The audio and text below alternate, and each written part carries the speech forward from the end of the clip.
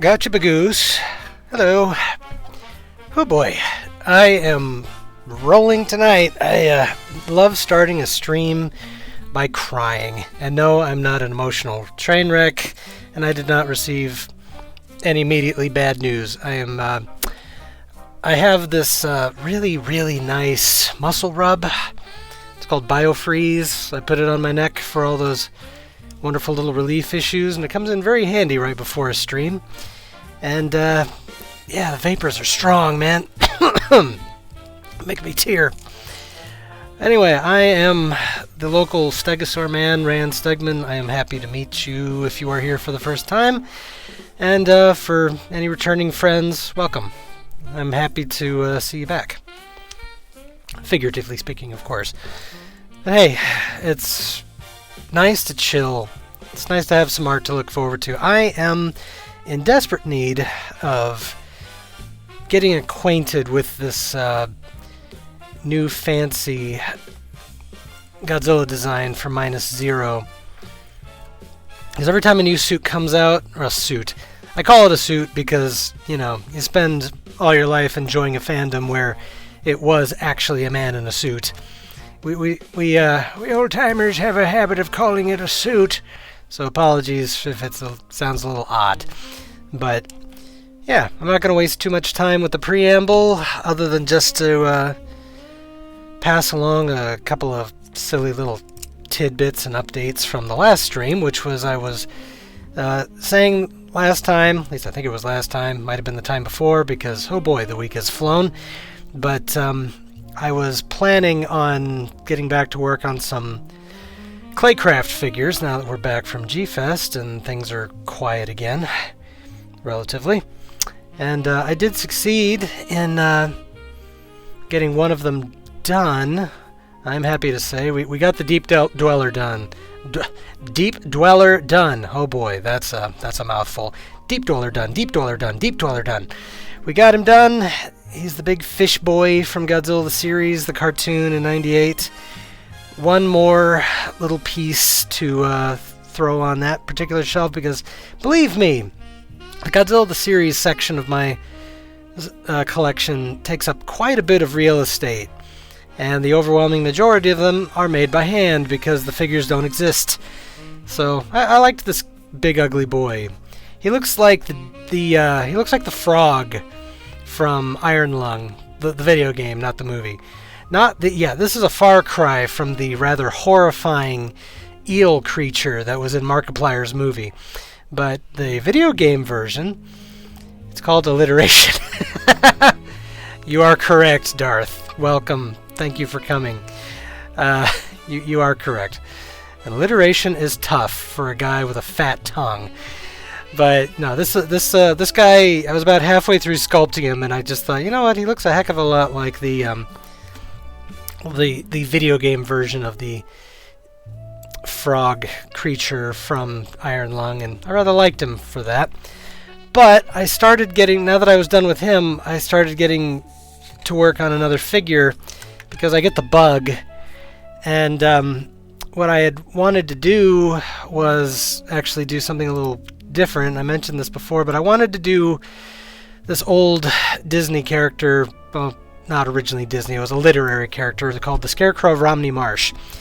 However, I was going along, there's a theme here, I promise. And the theme is that now every time I start in on a new clay figure, for some reason it ends up looking like other things.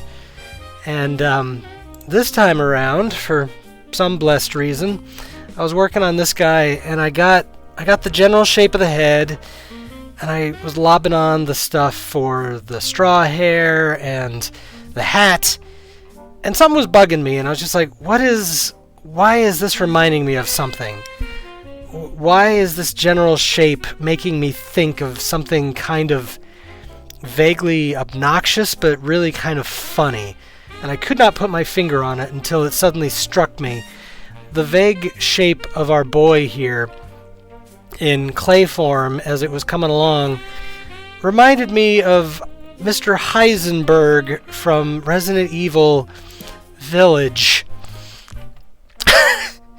call it my weird imagination, but you just have to... I don't have a picture of the clay figure on hand, I'm sorry. But it was just the way that the figure was shaping up. And I was just hearing like, "Hello, Mr. Winters! Mother Miranda is not going to be happy."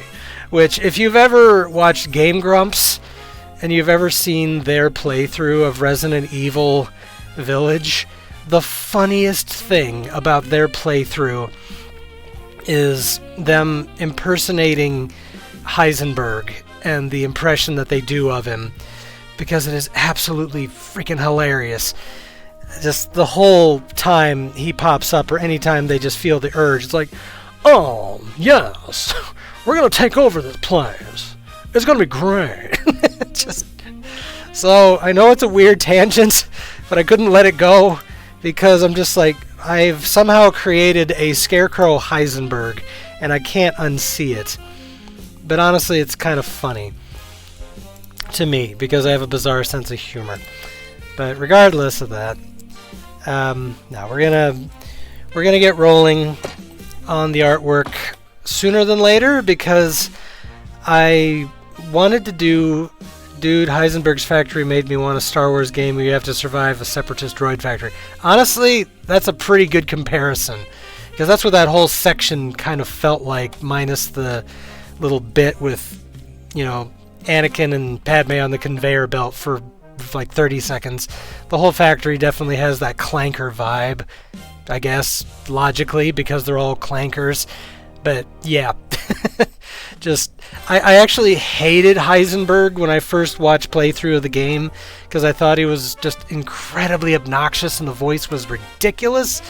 And then I watched Game Grumps, and then I actually saw footage of the actor doing his bit and explaining where he came up with the voice. And I was like, you know what? Mad respect to this man. He came up with a bizarre voice, which by his own admission was a combination of Jimmy Stewart, Nicolas Cage, and somebody else. I can't remember off the top of my head. But I thought about it, and I was like, now I can't unhear it. And I hear Nicolas Cage in that voice with that bit of Jimmy Stewart.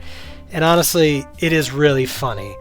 So I have to give the man props for that. And just once in a while, when I need what I call like a little therapy video watching, I just go back and rewatch the highlight reel of Game Grumps playthrough of Resident Evil 8. And it's just such a good time. Every single bit. I was thinking the standard enemies would be B1s, the big guys would be jetpacks, would be super battle droids, and the big fan with legs would be a droidica. Yeah. I definitely see your line of thinking. And honestly, you know, with the modding community the way it is, especially on Resident Evil, I suppose I'm surprised that...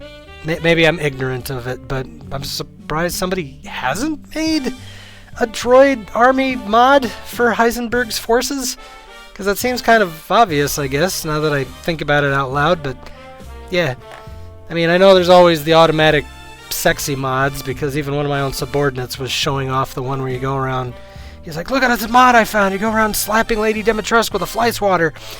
But yeah, a droid army one seems logical. Totes. So, oh, why are you not working?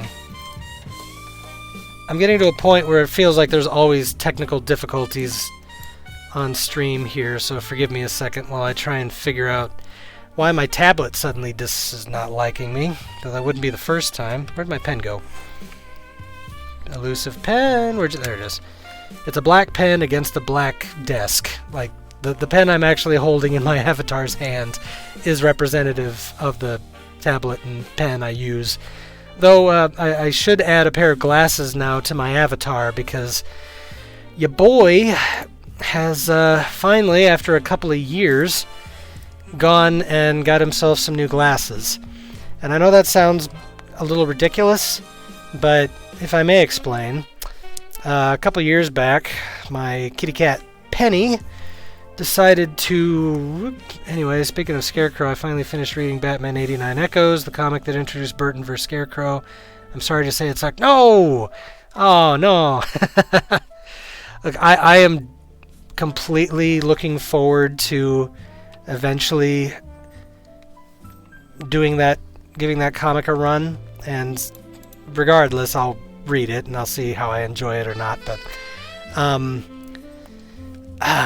they can't dick up Scarecrow. He's my boy. He's literally my favorite Batman villain. They cannot mess up Scarecrow. But oh well, we'll see when we see. We'll see how we do when we get there. But I am fascinated by the fact that exists. I'm very happy that it exists.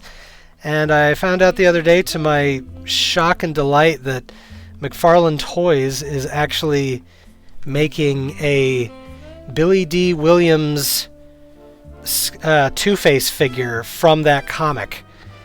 And that delights me, but on the other hand, I'm just like, damn it, I thought I was done collecting Batman.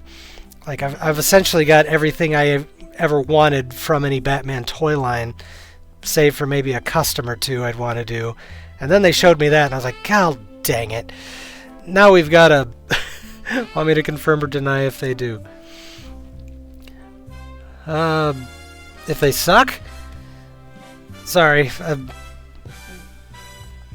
I may be time-lapsed a little bit on that, or time-delayed a little bit on that comment. I'm not... You're confirming whether or not they suck? Because, I trust your opinion, but there's just part of me that's like, please don't screw up Scarecrow, if they botch Scarecrow or not.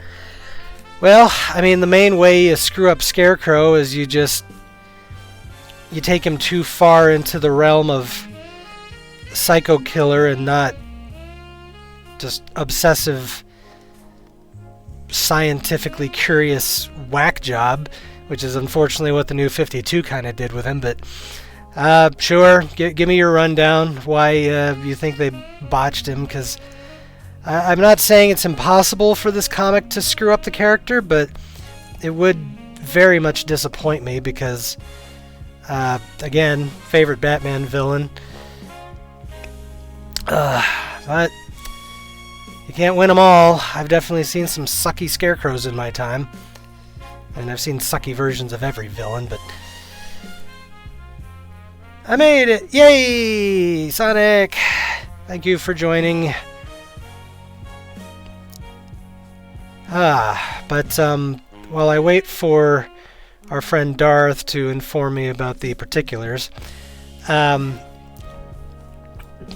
like I said, I am trying to actually blink through my tears a little bit here, because I put on my pain cream meds, my pain cream ointment stuff, and basically they hardly use Scarecrow. Jonathan Cranes fills up his scenes with monologues about psychology, and he wears the Scarecrow for 2 panels.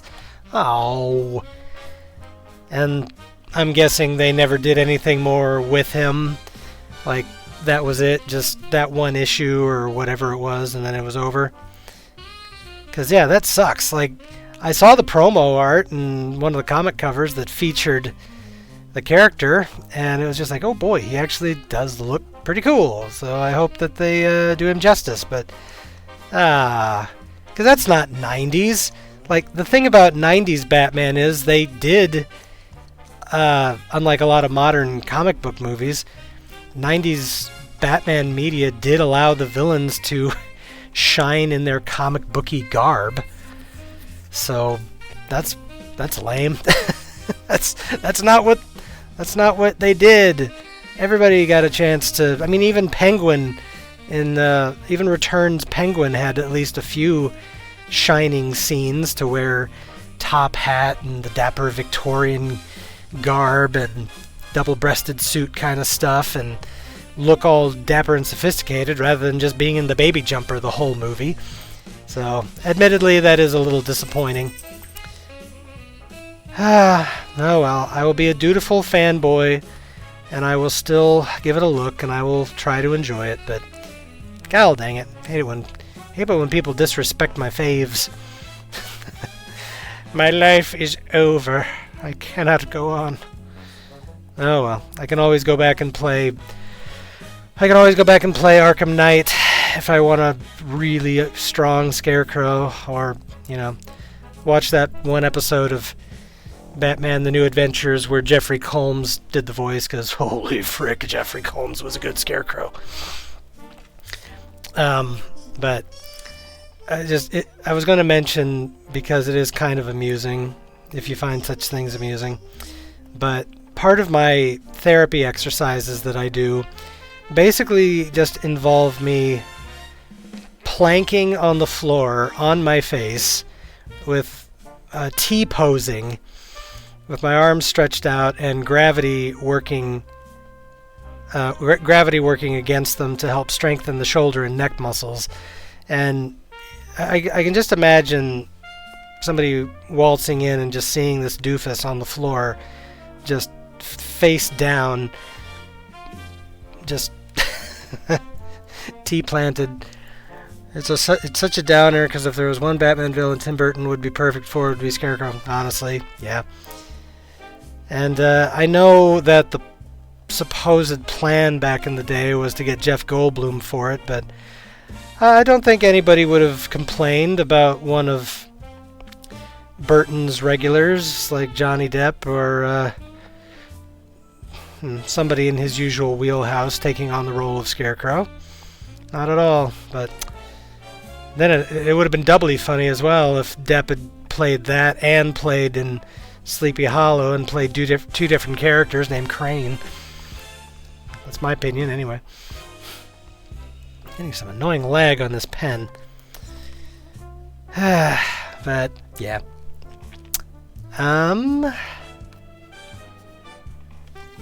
Oh, what the... Sorry. I am having some annoyances. Where did you go? My eraser disappeared. God dang it. Did I accidentally drag it to the wrong spot? There it is. I dragged it to the wrong spot. And that is way too manly of a hand, I realize, so we're going to start over on that. If my lousy tablet would just communicate with the frickin' computer here. Sorry to derail your topic, you said you got new glasses. Oh, no, you're good. It wasn't all that exciting, but basically a couple years ago, my cat Penny managed to perfectly time it. Alright, Pen, come on. Not my cat, my actual tablet pen. We're having some difficulties tonight.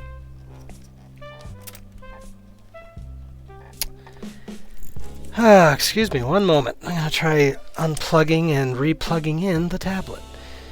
Because, holy frick, it's being a pain. There we go. Okay, take two. That was way too manly of a hand. Never be afraid to give it a second go. But yes, my cat perfectly timed it, so I was getting up from the couch, and she was on the end table, and so were my glasses. And she knocked my glasses off the end table, just as I was standing up, and my foot came down on top of my glasses and crushed them. Just absolute perfect timing. And all things considered, with life being the way it is, and medical bills and everything else going on, my vision is not so terrible, and I just said, screw it, I'm not going to bother getting a new pair until I really, really feel the need. Well, I do have some vision insurance now through my work, and I just said to myself, I think it's time to actually use it, get a new pair of glasses. And I got a nice new pair. Pretty decent new pair. And I was thinking about adding them to my avatar model here, but I'll save that for another time if I decide to do so. But the nice thing is, they are UV reduction, which I've never had before. And theoretically, based on what I was seeing in the little... They plug a VR headset onto you now when you go to your eye exams, and this is probably old news for anybody that goes to eye exams more regularly than I do, but they plugged a little VR headset on me, and this little... the character inside the VR headset looked like a combination of one of the little characters from Inside Out and that little soul creature from the Pixar movie Soul, just kind of floating there and talking to you. And according to this little floaty character, anyway, part of what can cause severe neck pain in the area where I have it is eye strain. Like just looking at computer screens too long and your eyes have to focus too hard and work a little overtime. And I was just like, you gotta be kidding me. So shortly after the time frame when my glasses got destroyed, various factors came together and my neck ended up being in a lot of pain, but I also wasn't wearing my glasses anymore, so I was like, you're not telling me I exacerbated my pain by just not wearing some good eyeglasses, are you? And to be honest, it's possible. So I'm kind of hoping that just having my glasses back and not bombarding myself with stupid, blue light, computer light stuff every single day without protection will hopefully work in my favor. Because that'd be great. That'd be awesome. We shall see. I've only had them for a couple of days, so we'll see how that goes. Because I have good enough vision that I don't need them. Certainly not for things like drawing, but I realized I'm also probably putting undue strain on my eyeballs, and that's going to cause problems in the long run. So let's just not. Let's be smarter than that. So there's that little bit of silly trivia. My obsession this week has been diving into the CD collection of the Mothra Fairy Megumi Kobayashi. Because I'd mentioned before that I got to meet her at G-Fest, and she was wonderful and very sweet. And she does jazz music. That's not where you're listening to now, because the copyright gods would nuke my ass if I tried playing any of her music or any of her covers. This is all royalty-free stuff. But I was very pleasantly surprised, because once upon a time, I love Megumi Odaka as well, who plays Miki Sugusa, of course, in the Heisei Godzilla films. But eventually, of course, thanks to the internet, I found out she was an idol and had a musical career of her own. So, of course, I had to hunt down all of those obsessively, and I love listening to Megumi Odaka's music, but was not aware until I met Miss Kobayashi that she is also in the music business, and she is very, very good at it. Very, very good at it. I hate to say anything negative about my beloved Megumi Odaka, but Miss Kobayashi is a fantastic singer. Clearly very well trained, and her CDs are a blast. And even funnier, she does jazzy covers of things you wouldn't necessarily expect to have jazz covers. One of her albums straight up has Thriller on it, but done in jazz. I have Megumi Odaka's playlist saved. Oh, that doesn't surprise me. We're both complete and utter nerds and obsessive fanboys for Megumi Odaka, so that doesn't surprise me at all. But I don't know if anything in Miss Odaka's library was ever cover material, but like I said, listening to certain American favorites by a Japanese Mothra Fairy in jazz style is a trip. I need to look that up now. They are difficult to find. If you can't find them, I'll link you, because I actually had a little bit of, as far as I'm aware, I think all of her albums are on YouTube to listen to, but I did have a bit of trouble finding them. So, just because the algorithm is annoying, the searches can be weird, and I just recall that it took a little bit of effort to get there. But no, they're a blast to listen to. They're really fun. She does old jazz favorites, and there was Thriller. There was a Beatles song in there. What was it? I can't remember the name of it, but this one's like, all the lonely people, where do they all come from? I'm blanking because my brain is fried. But yeah, it's just all done in jazz style, and it's awesome because, you know, I also have all the mainstream albums that they released of Emi and Yumi Ito, the original Mothra Fairies, and they did a lot of great music as well for their time period, and I love listening to those too. Come Together. Hey, Richie. That would have been funny. That actually would have been really funny, but no, not so much. What else do we have going on?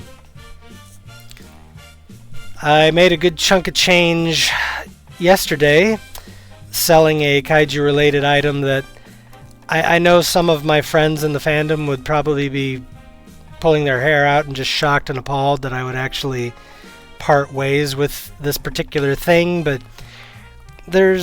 for me, the most important things in my fandoms, no matter which one it is, whether it's kaiju or Batman or Lord of the Rings or whatever, the most important things for me to just make me happy with my fandoms always boil down to dabba dabba dabba dabba. Of course, the movies, and if they have associated books, then the books. The soundtracks, because I adore music for all of the media that I enjoy and love listening to it regularly. Man,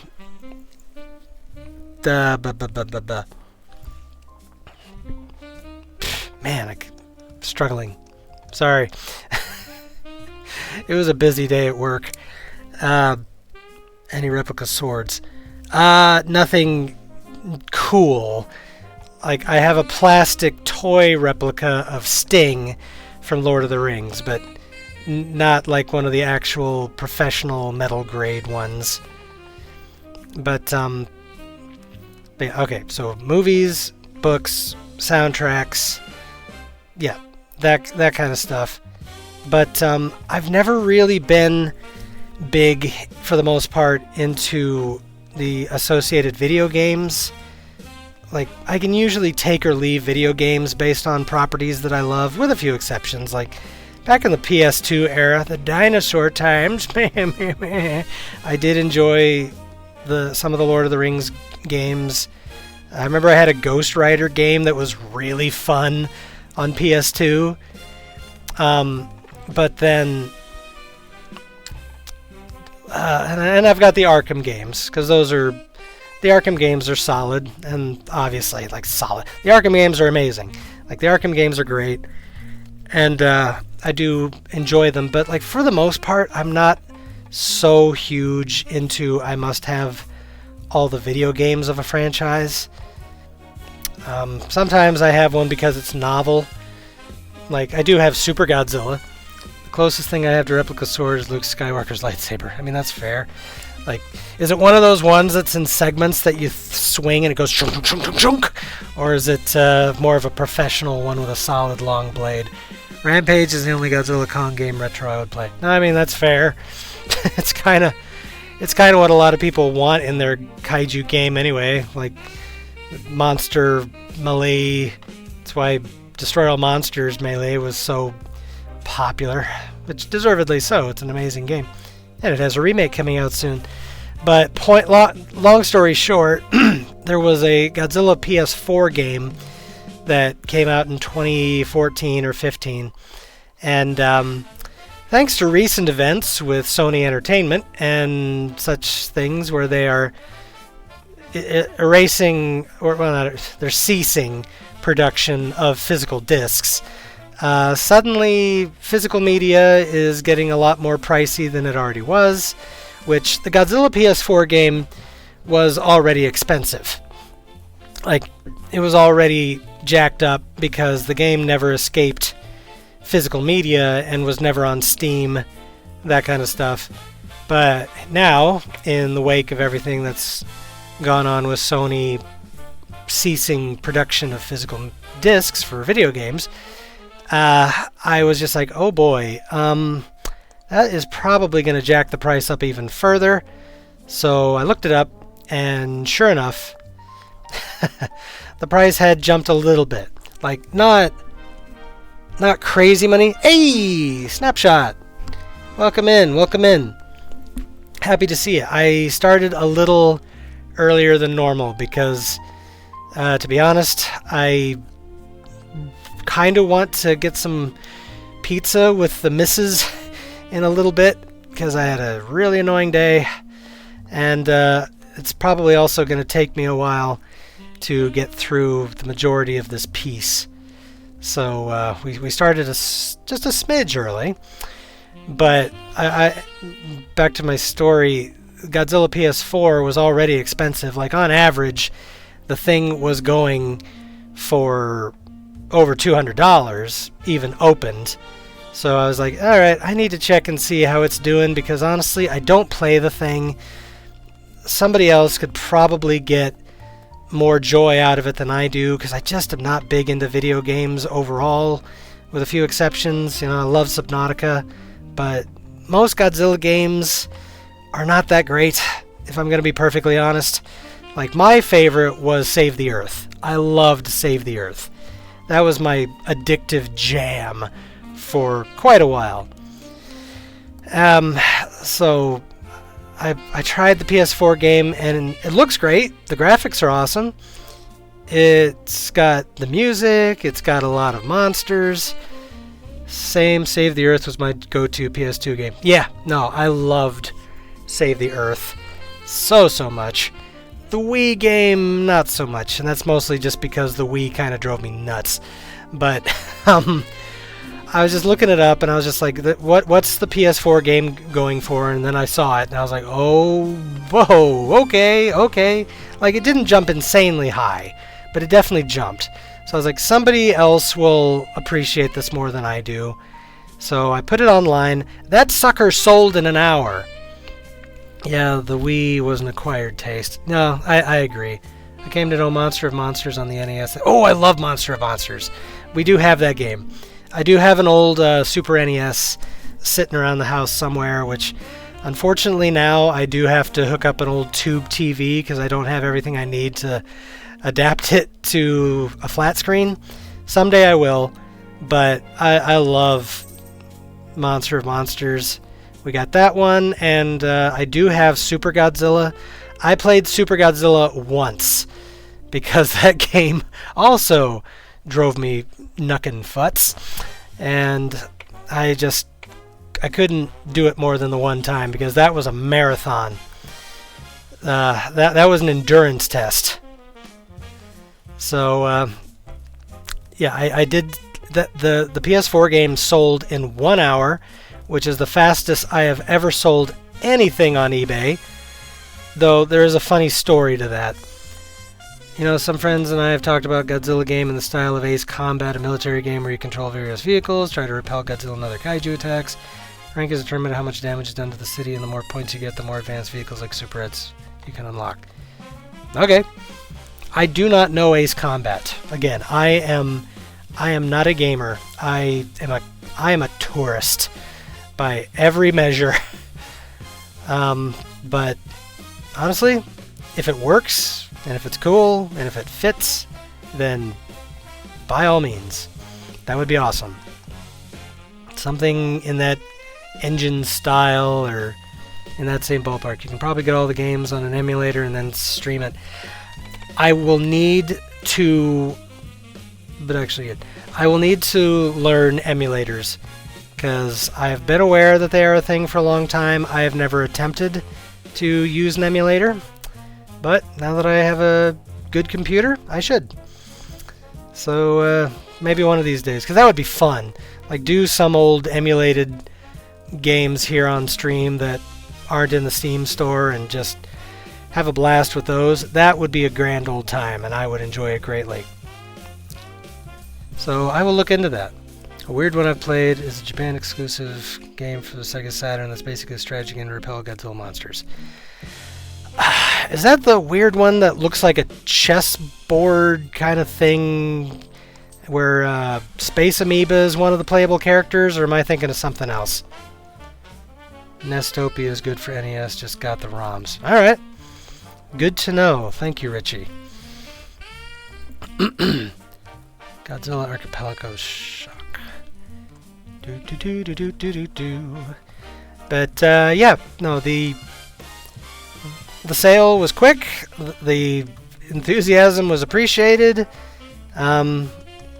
Just we can use the money because we have a bunch of little kaiju kittens that need some vet stuff taken care of, and you know, just if I'm not going to appreciate the game like it should be, then somebody else should, darn it. So that's the long and the short of it. But my point is that, because there was a funny story attached to that. So one of my, excuse me a second, get some water. So one of my subordinates is a big gamer. Like, he collects a lot of old school stuff everything in the Nintendo to PS1 to old Xbox, whatever. Like, if it's old and if it works, he wants it. And so he found out that I was thinking about selling the game, and he was like, what are you asking for it? And I was like, I mean, I didn't go as high as a lot of people did, but I didn't want to stiff myself either because, again, I wanted to use the funds for the kitty cats. But, you know, it was still a decent chunk of change. I just don't believe in scalpers. I just don't like going overboard. So he was just like, it's a little too rich for my blood, but good luck with it. Hope you make the sale. I made the sale that same night, and the next day I went in and he said, so, I should have bought that game off of you, because not only were you asking way better prices, but my wife actually was just like, why in the frick didn't you buy that game? You should have bought the game. And he was just like, wait, what? The missus wants me to buy the game? And she's like, yeah, you'll never see it at that price again. So the poor dude was trying to save his money. Scalpers need to get scalped. I agree. That is the easiest degree you will ever get from me. Because you're not derailing me, because believe me, this is a overly passionate subject that I could go on about for hours. But I hate scalping, especially within the fandoms.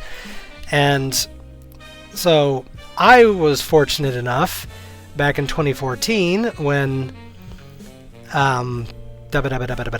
Sony re-released all of the Heisei Godzilla films on Blu-ray for the first time in the States. I was able to pick them all up at Walmart for $10 a disc. And each disc had 2 movies on it. Like, any of you here that are avid kaiju movie collectors, you'll remember those particular sets. And for some reason, the one that has become scalped beyond all belief is the Ghidorah and Mothra Battle for Earth 2-pack. Every time Pokemon... I remember when the toys for GVK started to come out, I saw a scalper in action. Oh, I remember that video! Yes, Darth, I remember that video. Because he was just like loading the cart up, and he's just like, hey guys, I got you. I'm buying all these toys, and you can buy them off me for like 3 times the price of what he paid in the store for it. And he got called out hard, and I was really happy to see it. Every time Pokemon scalpers enter Target, I get the hell out of that store as fast as I can. Yeah. Just, it boggles them. I mean, I get why they do it. It's pure greed. But, man, it is just aggravating. Because it's like, you know, stop and think for half a second that there are actual children and disadvantaged fans that might actually want to enjoy this stuff. But the point was that my little brother wanted to collect all of those Blu-rays as well. And mostly, I was able to help him get his hands on them for decent prices. I mean, they'd gone up a little bit in the subsequent decades since those discs came out, but it usually wasn't too bad. You could get most of them, like the Mega Gearus 2-pack with Destroyer, or the Space Godzilla set and whatever, you could still usually get them for like anywhere between 15 to 30, 35 bucks, right? No, not the Ghidorah one. That one went cuckoo bananas, and it ended up getting scalped to something like 150, 200, 250, like depending on the listing you would find. I was like, sons of... They're making more money than Toho, Legendary, and Warner Brothers are each getting in profit. What entitles them to that? They just happen to live where they're in stock. Yeah, and for some reason, those particular movies got artificially in demand, which doesn't make any sense to me, because pretty sure they wouldn't have produced any fewer units of that 2-pack than of any of the others, because usually a studio doesn't just... usually they won't do a ton of one movie in a series and then less of another, as far as I'm aware. I could be ignorant about that.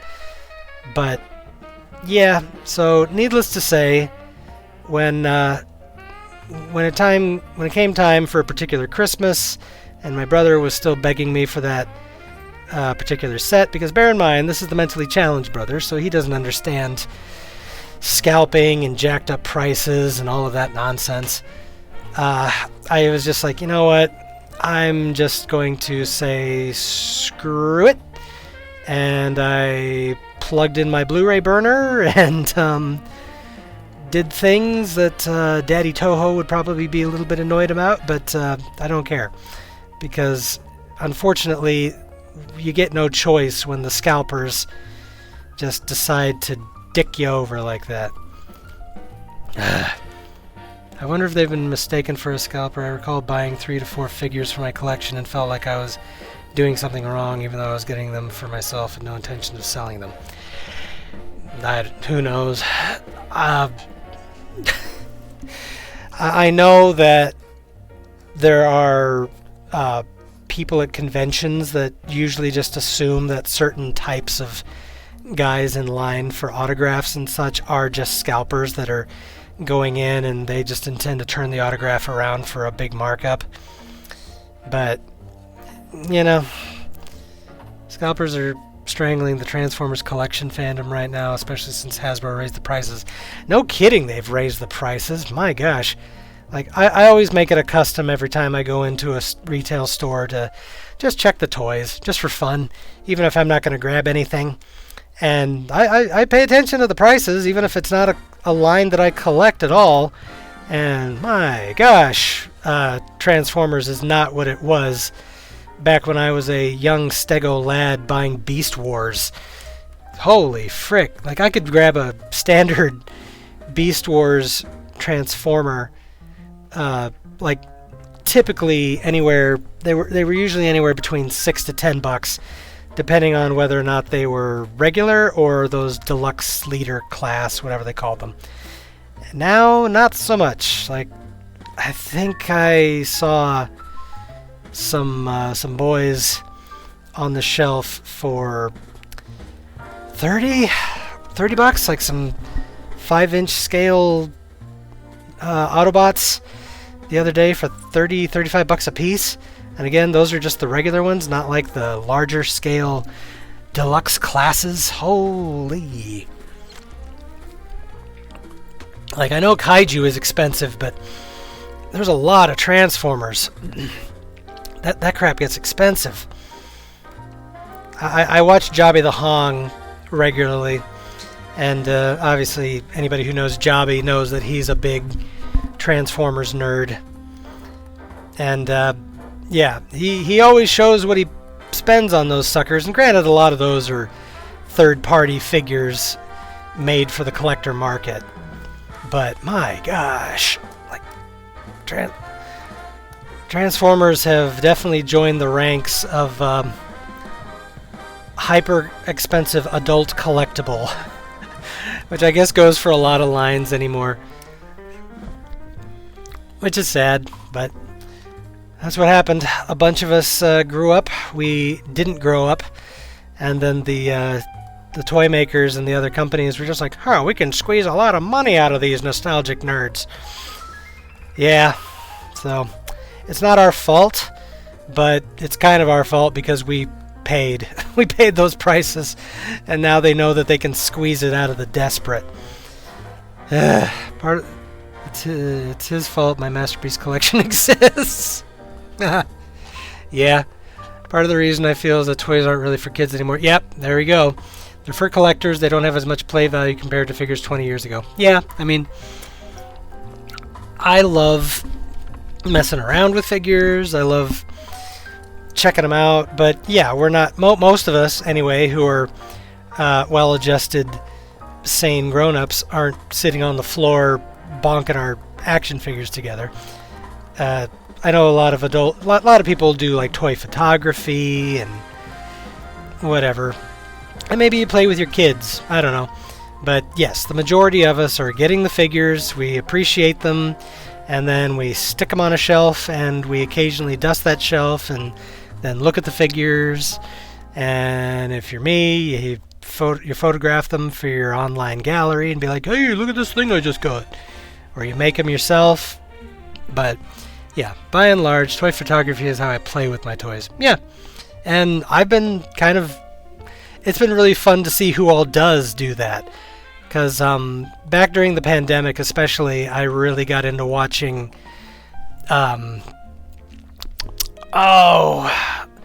just kind of toy hunter style videos where people would just film themselves going into stores and hunting for old favorite nostalgic action figures or what have you.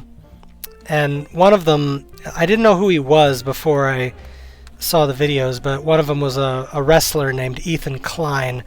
He's friends with Danhausen, who's a goofy character who's recently actually moved his way up in the world, apparently. He's in professional wrestling now, and not just I think it was called the AEW.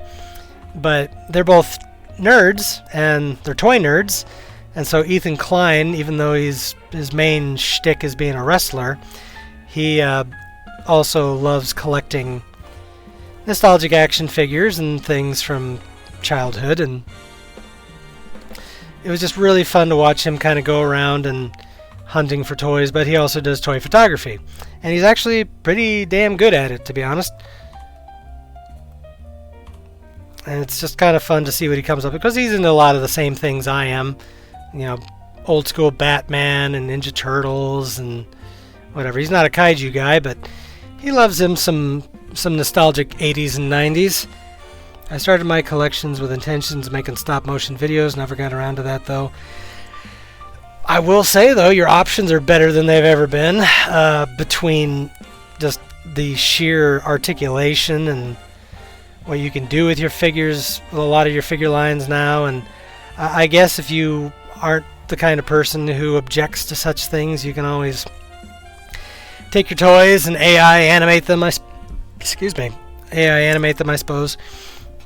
I did it once out of curiosity. I took a couple of my Ninja Turtles and had a program animate them just to see what it could do. It was what it was, though it reinforced my feelings to just stick with real art.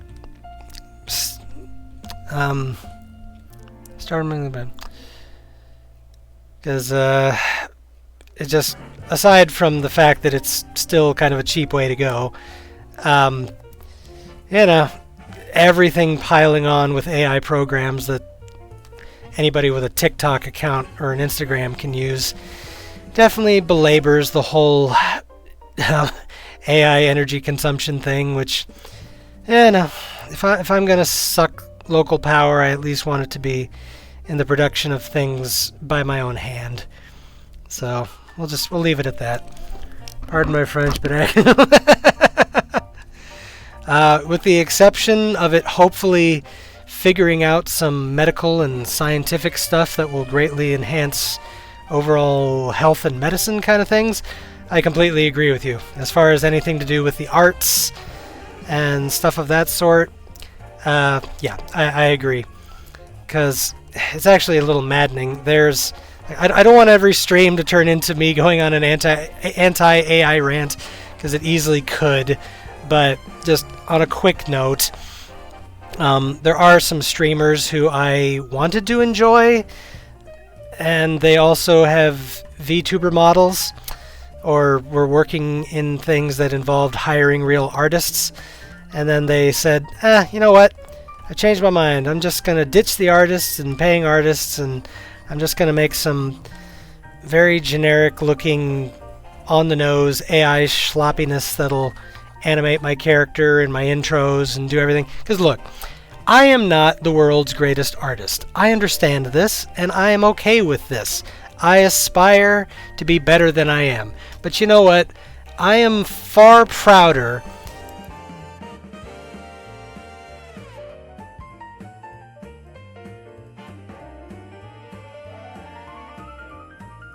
screen than I would ever be telling an AI program to do the exact same thing. Would it look smoother?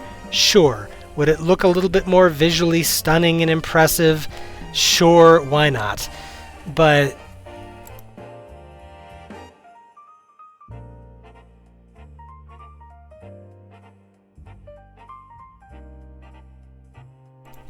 and just making what assets I can for art streams.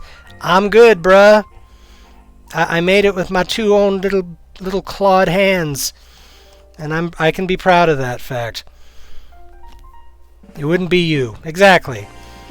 It wouldn't be me. It wouldn't evoke what I love. Because once upon a time, and some of my, I think Sonic can attest to this, because he's been a buddy for a long time, and I know he was reading my my anthropomorphic Stegosaur Girl comic, and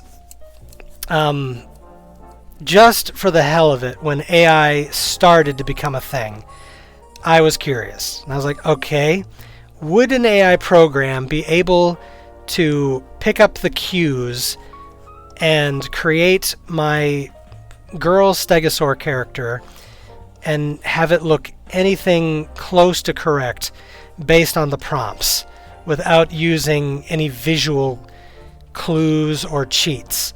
And it flopped every single time. No matter how hard I tried, it always gave Sako, her name was, it always gave her like some sort of hair. The funniest one was it was a Stegosaur girl, and it gave her a black afro. And I told it that she was bald. She was like my avatar here. She was a bald Stegosaur girl, wearing, an average shirt and pants and like slacks or whatever. And it always screwed it up. It always gave her hair. It usually would give her a skirt, simply because I programmed it to say that it was a girl character. And overall, yeah, it just did not even come close. Yeah. Like, it actually reminded me, like, if you've been to Chuck E. Cheese anytime in the recent past, which, yeah, I know, that's a funny thing for me to admit to, but my younger brother, again, being severely autistic, he does not care how old he gets. He will go to Chuck E. Cheese every birthday until the end of time. But one of the last times we went to Chuck E. Cheese, they've got those screens that play little music video with the Chucky puppets, and they actually had a dinosaur with an afro, and it made me laugh because I was like, oh, that's what the AI was likely pulling from, because I think all the Chuck E. Cheese videos are on YouTube. It's been a while. Last time was for a nephew's birthday party. That was years ago. Yeah, and I don't blame you if you decided never to go back, because when you get to a certain age, Chuck E. Cheese is just pure chaos and pure stress. And yeah. I will admit, the arcade game Jurassic Park railgun shooter was kind of fun. I will give them that much. But yeah, I mean, I get it. There's nothing I can do to stop the tide or the fact that there will be a whole generation of kids growing up just assuming that AI programmed images are normal and that they are quote-unquote art. I get it. I will never talk any kid into believing otherwise unless they have really good parents or teachers that help explain to them the value of human and stegosaur created artistic things and expression. But true art will always exist, and that's good enough for me as I fumble around here with my own efforts. But yeah, you know what, screw that. Why did I just making it look messier? Because, you know, there are useful tools. Obviously, I'm using some useful digital tools right now. But, whoa, not wrong one, as I screw up the tool. But we also invented rulers and other things that you use by hand. So I just kind of try to keep myself as consistent as possible. Yoink. It's been a doo-boo. But, what else were we doing? So I sold the PS4. Oh, yes. Speaking of old favorite fandoms, I know we have a new Spidey this weekend. I will not be going to Brand New Day first weekend because I learned a long time ago you never go to a major Marvel motion picture, and especially not a Spider-Man movie, right out the jump on the first weekend. So I will give it its time. I will let the common audience have their way with the movie, and then when things have died down a little bit, I will go and I will enjoy it. Because I do love me some Spider-Man. Like, he's not a main fandom anymore for me, like he was when I was a much younger lad. But I do love me some Spidey. He's arguably America's superhero. You know, it's kind of either Superman or Spider-Man, depending on who you ask, is like America's main beloved superhero. Though I would argue Spider-Man's more beloved because his movies don't struggle at the box office. I will say I pity some AI artists that have gotten genuine interest in art and not the profit off of it. I recall one artist complained about the blue-blooded nature of online artists, and honestly I can see where he was coming from. I've been hit with that before, like people saying, well, you're entitled and you're snooty because you think art is only one thing and you don't acknowledge the quote-unquote efforts of people who can't create something that they really want for themselves.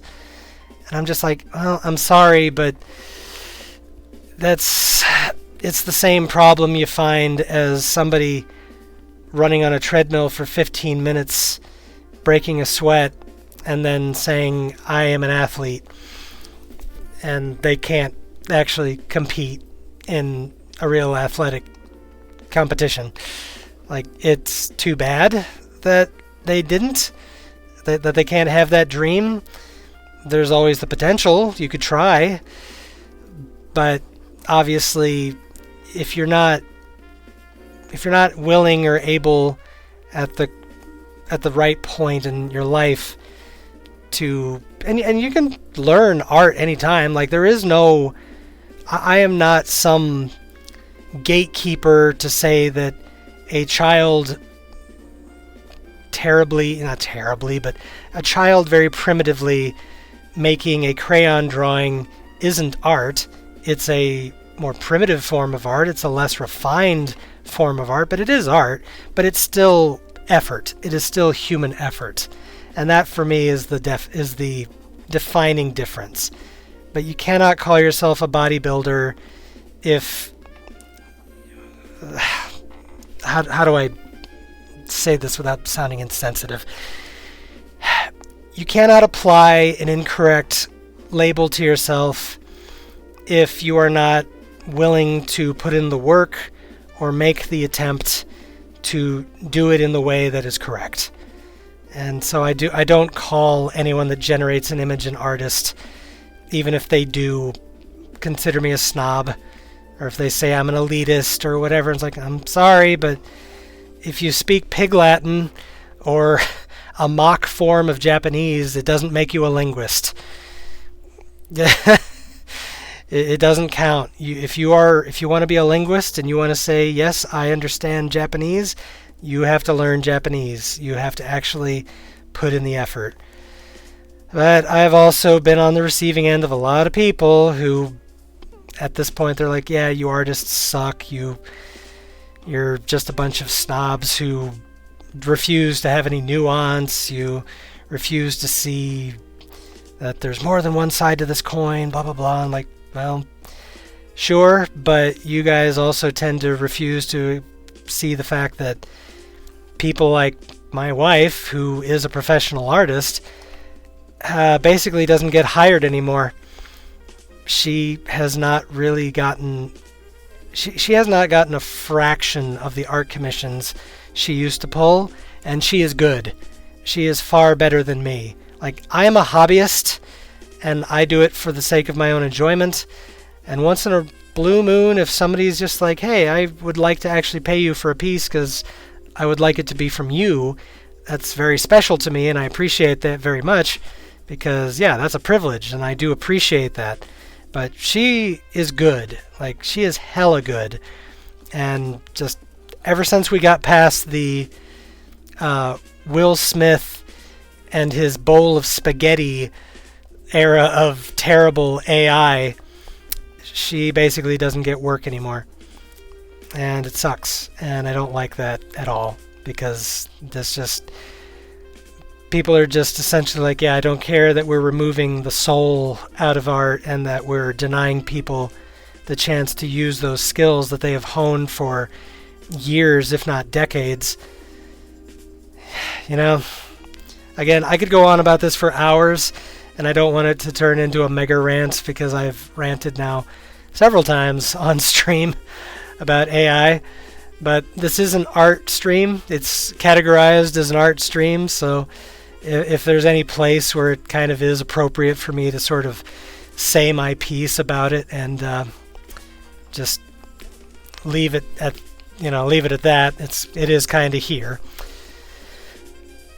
Yeah, it is what it is. But it's not all hope is lost, and there is the counter movement as well. I mean, we got people who she does some interesting work in other areas as well, and still artistically, because I am happy to say that she does occasionally get some work and is involved in a pretty cool YouTube channel. I'm trying to remember. I think they're 2 million plus in subscribers. I know they're in the millions. I can't remember the exact. It's in the low millions. But she does some work occasionally with this group of YouTubers, and I do appreciate that they're cool people who, by and large, seem to understand that issue and that heartache that artists tend to have. Just how difficult things have become out there. Because, some things inevitably must change, and I understand that. There's a very poignant scene in the original Always Sunset on 3rd Street movie. Always Sunset on 3rd Street being one of the earlier films of Yamazaki, the guy that directed Godzilla Minus One and the upcoming Minus Zero. But the scene involved a gentleman whose entire livelihood revolved around being the guy who would carry ice blocks to people's primitive refrigerators in Tokyo. And by the end of the movie, more and more people in Tokyo are getting electric refrigerators, like modern refrigerators. And there's just a really brief scene of the guy who was providing the ice blocks just standing on the corner and looking incredibly depressed just at his cart because he realizes, oh, I guess I'm looking for a new line of work. Because, yeah, the world was moving on, things were changing, and it was for the better. But there's to me a difference between utility and things that improve because of technological and health advances versus something that changes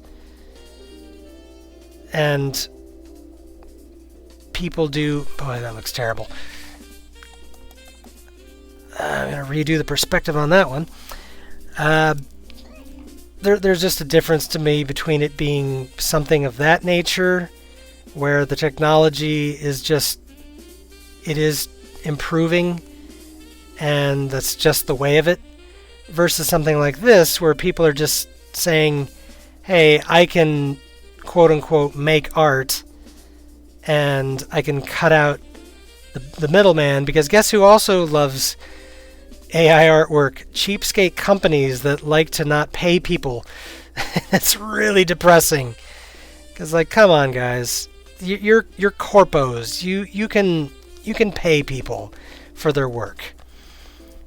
Maybe small businesses not so much, I get it, but big businesses using AI?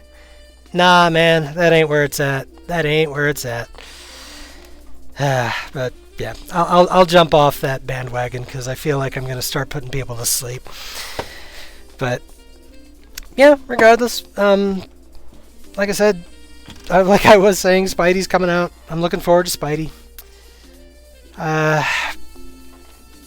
Not much else, really, until I'm not sleepy. Okay, I'm glad to hear it. Because, like I said, that is a tangent for me. That is a big old tangent. And I just don't want people to be tired of the rant. So, I will switchy the topics, but I forgot to save any pictures for it, but WonderCon happened in Japan. And WonderCon is pretty rad. Like, they have so much merch and so many figures of so many different franchises, and not just Japanese things, but lots and lots and lots of stuff. And the kaiju offerings were pretty fascinating this year. Like, I have friends in the fandom who are way more into... recently saw Supergirl, liked it. Well, I guess you can stand proud as one of the people that did support it, because, yeah, that one definitely did not go the way Warner's wanted. That's for sure. I think they are definitely hoping for greater returns on Dune, because Supergirl had some stiff competition and bit the dust pretty hard. But honestly, as a DC fan overall, I just haven't really felt the need to go out to theaters for this new DCU. I mean, first of all, I respect Superman and the Supers, but I'm not really a fan, if that makes sense. I respect and like Superman best in the context of stuff like the Justice League and the Batman Superman team-up comic. Like, I do enjoy those greatly, but I've just never really been a big Superman guy. So I definitely don't go out of my way to see that part of the franchise in theaters. But yeah, the DCU has been off to a struggling start. I should be excited for Spidey, but I personally have felt too fatigued for movie premieres these days, which is discouraging. No, I get you, especially right now where it is such a crapshoot whether or not you're going to actually get a good theater with a decent audience. Because believe me, I felt absolutely astonished that I had 3 incredibly good and respectful showings of -1 in theaters. Like, that, I did not expect that. Usually audiences around where I live tend to be pretty obnoxious and disruptive. I was floored. It actually was great for every single showing, because I saw it 3 times. I saw it in color twice, and then I saw minus color, and every single time it was good, like good, respectful audience, and it just really amazed me. So there's always that part of me that's like, this is going to be the bad one, because I've had a lot of bad movie experiences, especially with parents who are incredibly brainless, taking their kids to things that they absolutely should not take their kids to in a theater, just for nothing else, age appropriateness. Holy frick.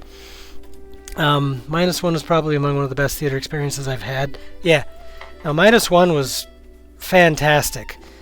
Like, if I can get through a screening of a movie on the big screen without just being annoyed because let me put it to you this way. My job demands that I have to be very mindful of my surroundings. Like, I have to be paying attention to the things that are going on around me. So a lot of times that does become very distracting. Like, I'm always conscious of what's being said and what activity is kind of happening around me. And when you go to a theater, that's a pain in the ass sometimes. I've been lucky in my neck of the woods. I've never had crazy or disrespectful audiences. Closest I had was a fan of He-Man making slight comments while watching Motu. Nothing bad, just irksome at times. I envy you greatly, Sentai, because I have had some of the dumbest audiences in my little, I'm just going to call it my hickish neck of the woods. Just people that do not give a flying shit about whether they're being polite, whatever. And a couple of examples I always pull on because in retrospect they're funny, but at the time I wanted to murder in Minecraft, just in case Twitch is being stupid. So the one that floored me and I actually felt deeply upset that this person did this family did this, I should say, was I went with my dad to go see Sound of Freedom, which, if you know anything about that movie, it is a very, very tough watch. It is rated R for reasons, just trafficking, just straight up. It's about trafficking of some very, very sad victims. And it is not a movie for kids in the slightest. And there was a family with their preteens, like 3 or 4 preteens in the theater. Another one is Iron Lung. While not everyone's cup of tea, I actually liked it a lot. Yeah, I took Mrs. Stegman to Iron Lung, and we had a very good time with it. And again, that was a very respectful audience, because I think most of them were Markiplier fans. Yeah, why? I agree. Just why? Why would you take children? Like, I get it. The subject is important, yes, but it is a subject you talk to your kids about at home when they're old enough and mature enough to handle it, not when they're like 7, 8, 12 years old, which was kind of the spread of that family. And the dad just clearly did not give a flying shit. And they were chatting, like, through the whole movie. They were very chatty. So I was just like, I don't know if they even knew what they came in for, but either that or they're the most jaded people I've ever seen. Funnier one was actually Star Wars The Force Awakens, because this was just Sentai, you were talking about how your people are pretty decent. There's a culture here where I live where people want to kind of Mystery Science Theater the movie while they're watching it, or they just want to yap, or they want to talk on their phone. And I love Mystery Science Theater, don't get me wrong. That is one of my favorite TV shows of all time. But it's not what you're supposed to do when you're in a movie theater. So we went to The Force Awakens. And I knew we were going to have a problem before the movie even started, because they were playing the trailers, and one of the trailers that they played was for Batman Superman Dawn of Justice. Beyond Scared Straight is skewing them young.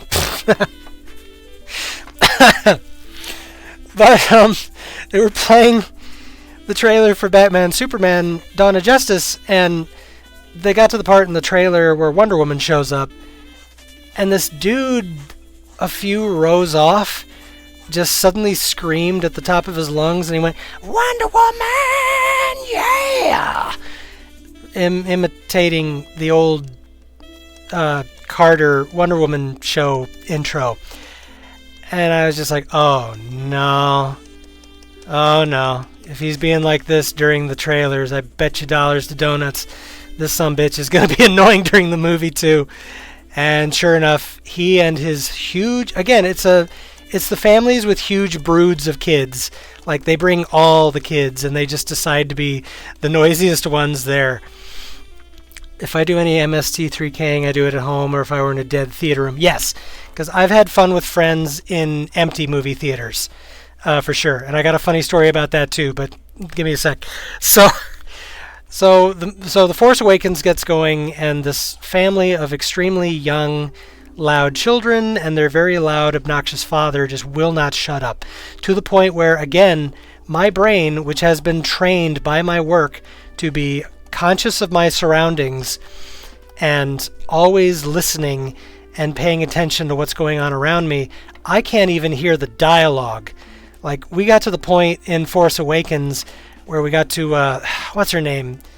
Kaz, whoever the old shriveled Yoda lookalike thingy is who runs the bar that gives Rey the lightsaber. We got to that scene, and I was just like, I can't understand what's being said. I can't hear. Like, all I hear is screaming children and an obnoxious shithead of a father. So I just got sick of it, and I had to be the Karen. I know, I'm sorry, but we paid good money.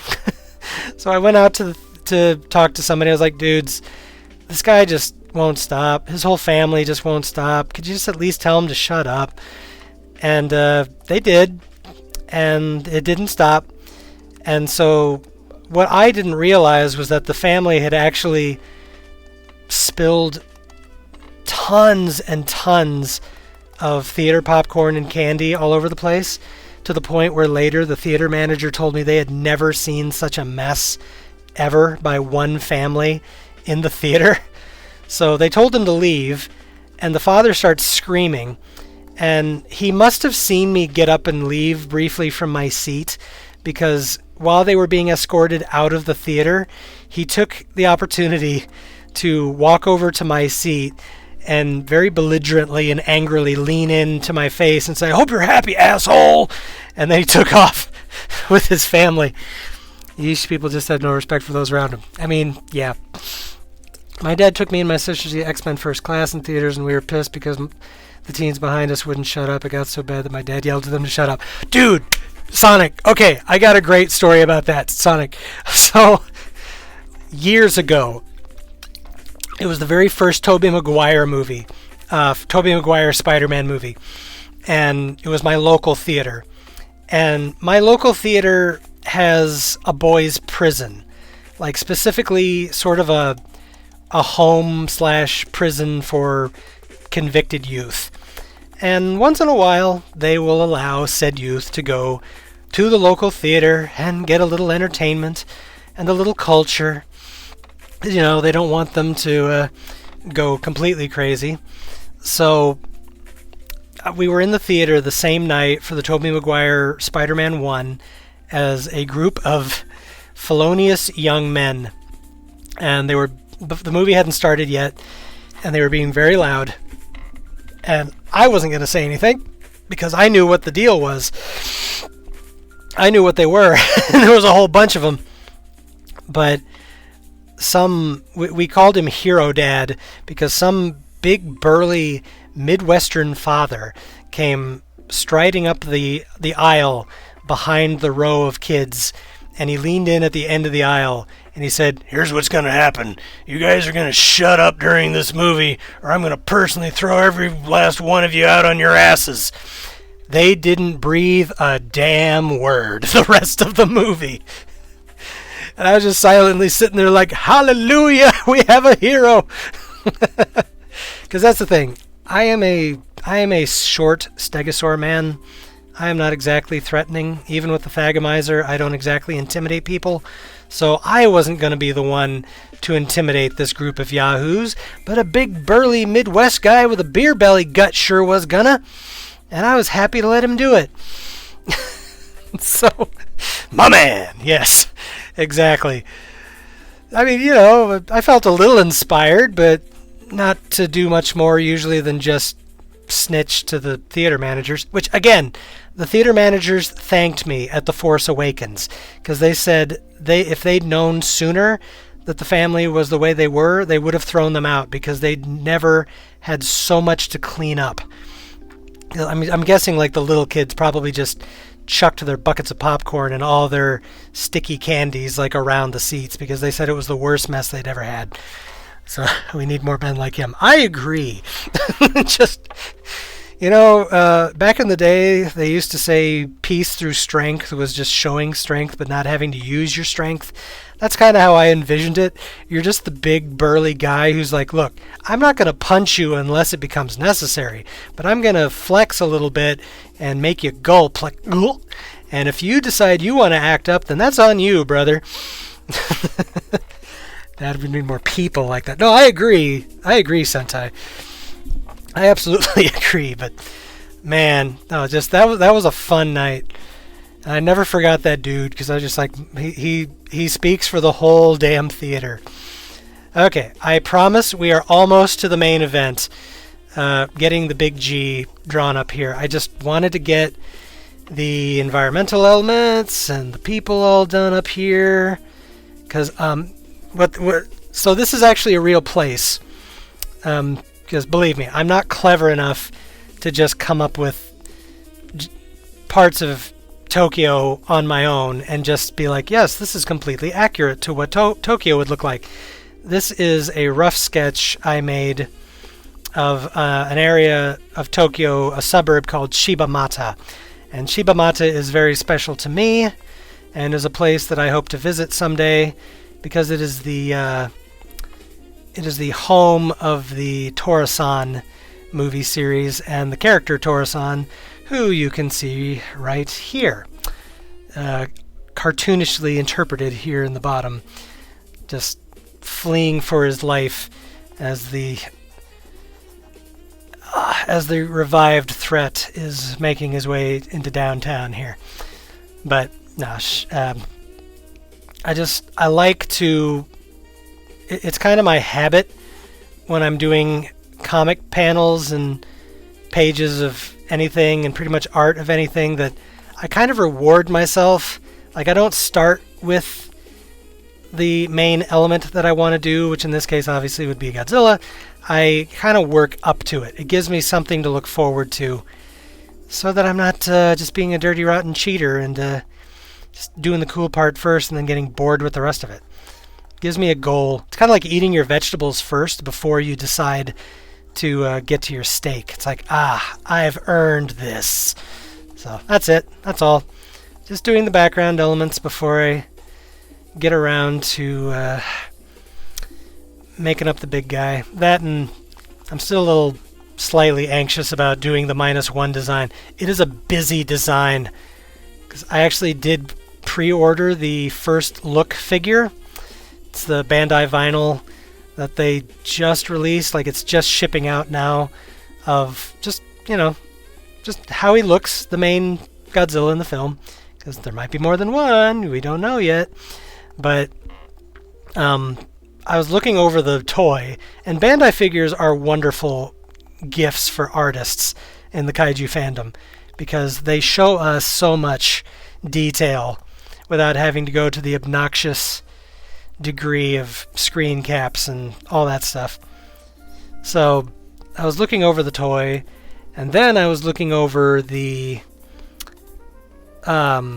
Ichibansho figure, which I would also like to own someday because it's an amazing looking figure. But I was looking over the Ichibansho, which has even more detail than did the Bandai vinyl, and I was like, holy balls, this Godzilla has even more detailing than -1, and don't get me wrong, it's rad. Like, I think I've changed my opinion. Like, when they first released the trailer and the Monster Arts look at the toy, I was like, it's a good design, but I think I like -1 a little better. I think I've actually changed my mind overall. Like, I still don't like that he's thinner in some spots. They slimmed him down in a couple of places, sort of a la Godzilla Evolved, which it's not my preference. I'm a chubby chaser usually when it comes to the Toho side of the Godzilla equation, but I do really like the overall design on the scales and the back plates and the little thagomizer that they kind of gave him. One figure I'd like to use as reference is the Beast of the Mesozoic Juvenile Tyrannosaurus. I want to use it as reference for a Nano-Tyrannos art piece I have planned. Alright. Fair play to you, my lad. Fair play. And yeah, they are like dino figures, Monster Arts figures. Just really, really well sculpted toys are a blessing. And believe me, I don't mind doing artistic interpretations of dinosaur and kaiju, but there's always that part of me that's anxiety-ridden about it. It's just like, nope, I want it to be as accurate as possible, so I need my reference toy on hand. I need something to use. Because, yeah, believe you me, this little rough sketch here for the background element, this did not just come from my memory or my imagination at all. This is absolutely based on the Ichiban show, because the detailing is fabulous. That, and there's just something really charming a lot of the time about sculpted figures and just how you can... It's really nice to just be able to have your immediate 360. You can turn it all around and get all the angles you need. Kind of funny story about that as well. So during the pandemic, I wanted a better art reference figure for human anatomy than just this typical old wooden block kind of stuff.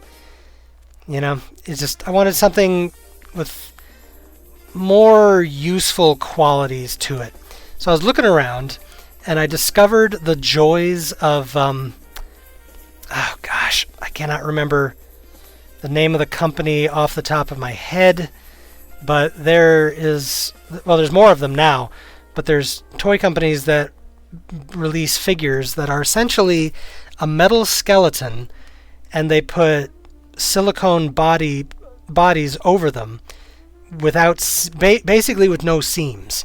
So other than just like maybe some cuts in the wrists or the ankles, they are pretty much just seamless, posable, squishy, humanoid people figures.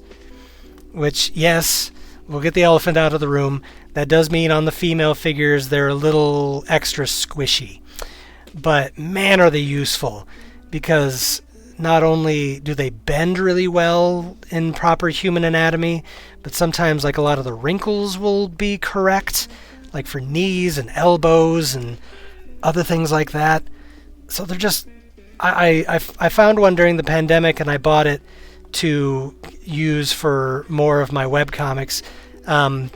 Sonic will remember the character, but there was a female mixed martial arts sort of Power Rangers figure that I made for my Sako comic. I called her Vim, and she's kind of like a mix between a Super Sentai character and a Street Fighter girl.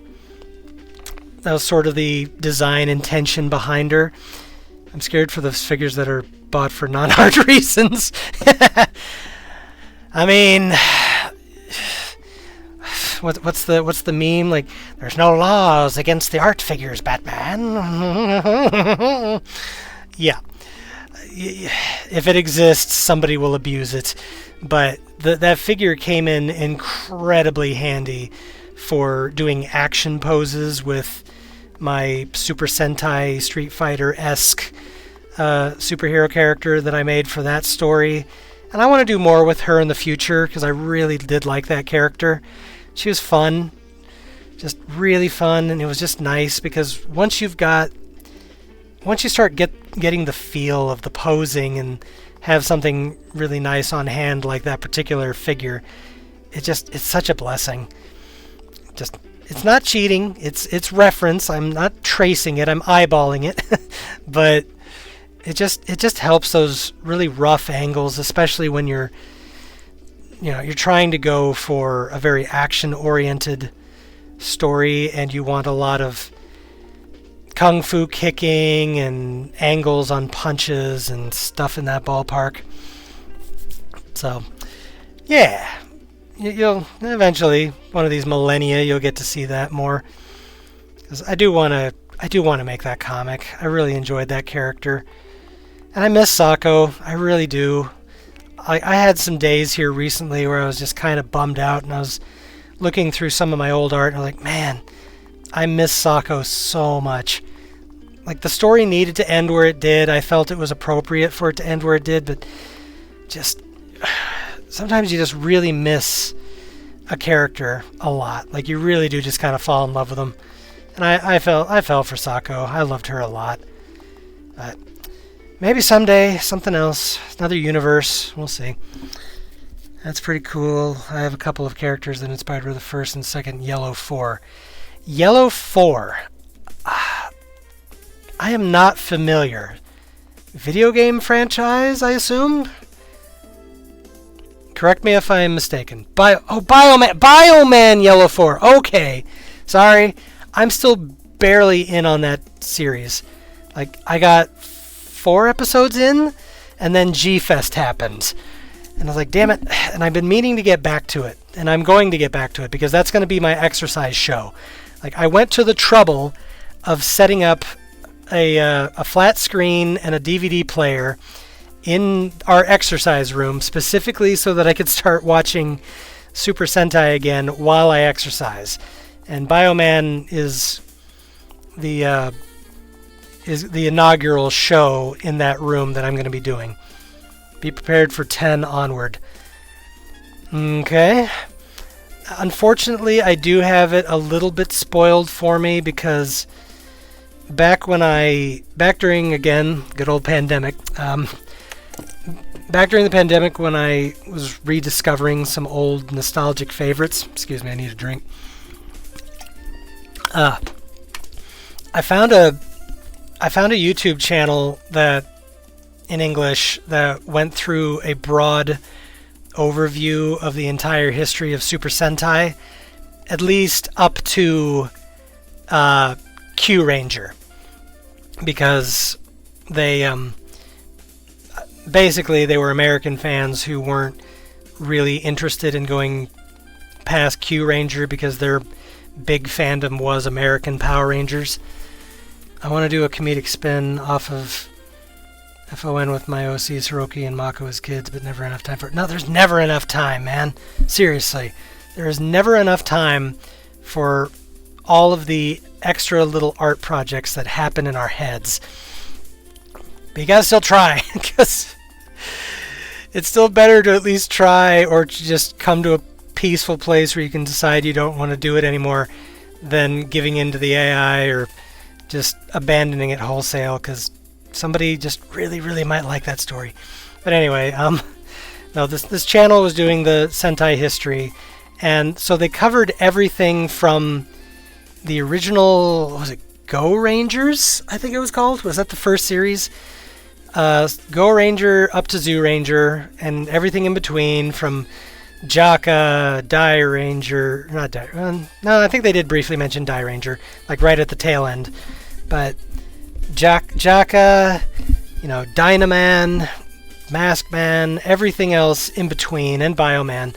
So I do unfortunately have a little bit of spoiler material already on Bioman, just because they didn't really...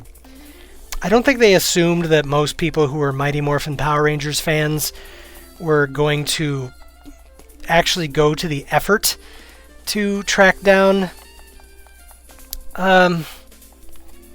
Die Ranger is a can of worms in and of its own. That is true. That was a fantastically weird show to go through, but also hella fun. And I'm all the more proud now to be able to say that because I met Tsutomu Kitagawa, who was the suit actor for the Millennium Godzilla movies, by extension, I have also now met Green Ranger from Die Ranger. And I actually did get him to autograph both a Godzilla picture and the Green Ranger. But anyway, that's a tangent, and I'm sorry if that comes off as too much of a flex. But that made me very, very happy. But yeah, unfortunately, a little bit of the spoileries on some of the Sentai shows. I made it through Battle Fever J all the way through, I want to say about halfway through, what one did I end up kind of derailing on? Because I was trying to go through all of them. I was trying to go through all of them in order without breaking. Because I was going to be all like, oh man, I'm going to do it, but I couldn't do it. Like, eventually it got to be too much. Hold on. It's going to bug me if I don't actually look it up. And Sentai shows in order. Sentai season list. Okay. If this stupid list will ever actually load. Oh, here we go. Okay. So I did actually skip Go Ranger and Jaka, the first two shows, because I was aware of the fact that they were not. They at one point they were not considered canon. I know they are now, but they were the shows that didn't include Zords. Didn't include the mechs, because funny enough, that was a Spider-Man thing. But so I actually started with Battle Fever J, and that was a fun show. I enjoyed Battle Fever J. And I did make it all the way through Denziman, Sun Vulcan, and I got about halfway through Goggle 5 before I derailed. Because I was just like, man, Goggle 5 is a lot. It's... Because all Super Sentai, essentially, or at least the Showa Super Sentai, it was following a lot of formula. It was a lot of the same. And I do like that. I love my old Showa media, which is a lot of the same ritualistic material, just new framework every week and whatever. But once I got to Goggle 5, I was just like burned out on Super Sentai. I'll be honest, the only pre-Zoo Ranger Sentai I've seen is Jetman. It was on Tubi. I want to watch the other Super Sentai, but I don't want to Yoo-hoo it since I had a bad experience doing that. I loved Jetman. Like, I did skip a bunch of stuff after Goggle 5 up to Jetman, but then I did watch Jetman, Zoo Ranger, Die Ranger, and Kaku Ranger. And I loved every one of them. Because, honestly, probably part of the reason for my burnout was just because it was Showa, and I do love Showa era stuff, but 50 episodes a show of Showa material really gets long. It's so much, and I love Heisei era aesthetics and special effects and music and all that the best. Like, I loved every single one of the Heisei shows that I watched immensely. Like, I did not get tired of any of them. I was going to watch, what's the one that came after Kaku Ranger? It's the one that they turned into Zeo. It wasn't Mega Ranger, was it? Let me check the list. Flashman, Fiveman, Jetman, Kaku, O-Ranger. O-Ranger, yes, thank you. I was gonna get to O-Ranger, but that was kind of about the same time I was burning out, and I was just like, yeah, it's Heisei, but I kind of want to watch other things right now. And then before I knew it, a couple of years went by. So I do want to get back to the Heisei era when I have the means and the time to do so. My gosh, I'm developing a lisp. But unfortunately, my my resource for Super Sentai kind of died, which I think O-Ranger is on Tubi, if I'm not mistaken. And that's at least, I'm glad to know that at least is available to me, because I'm pretty sure most of the Sentai shows, the Showa Sentai shows, the only way I was going to be able to watch any of those was my my resources, shall we say, that I had at the time. And I don't think those resources exist anymore, because they were all fan efforts, fan dubs. Grown Ups in Tights, I think, was one of the names of them. Just kind of a fan site that would subtitle and distribute the material. But I don't think they're in operation at this point, so I'm going to have to get a little creative in potentially finding some of these shows again if they're not on Tubi or anywhere more convenient, shall we say. Another one I definitely want to put on the list is Abba Ranger, because I did really enjoy Dino Thunder, and since I enjoyed that show so much, I would like to go back and watch its origin show. From what I've heard, O-Ranger is a bit of a problematic show. It was meant to be serious, but after a tragedy happened during production, Toei shifted gears to make it comedic. It got totally confused. Interesting. That's interesting. Man, so I'm guessing somebody got seriously hurt, like on the stunt side of things or pyrotechnics or something? Because, yeah, I don't know a lot of trivia, but given that the most dangerous part of Super Sentai typically, understandably, is the stunt work and the people in the suits and all that stuff, I wouldn't be surprised. Oh, a national tragedy. Oh, okay. Interesting. Huh. National tragedy in mid-90s Japan. Never mind.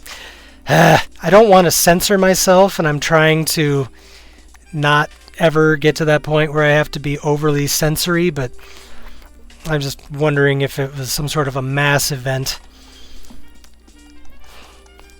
Because I'm not too up to speed on recent Japanese history, other than kind of the big strokes like the 311 and stuff like that. But yeah, that's too bad.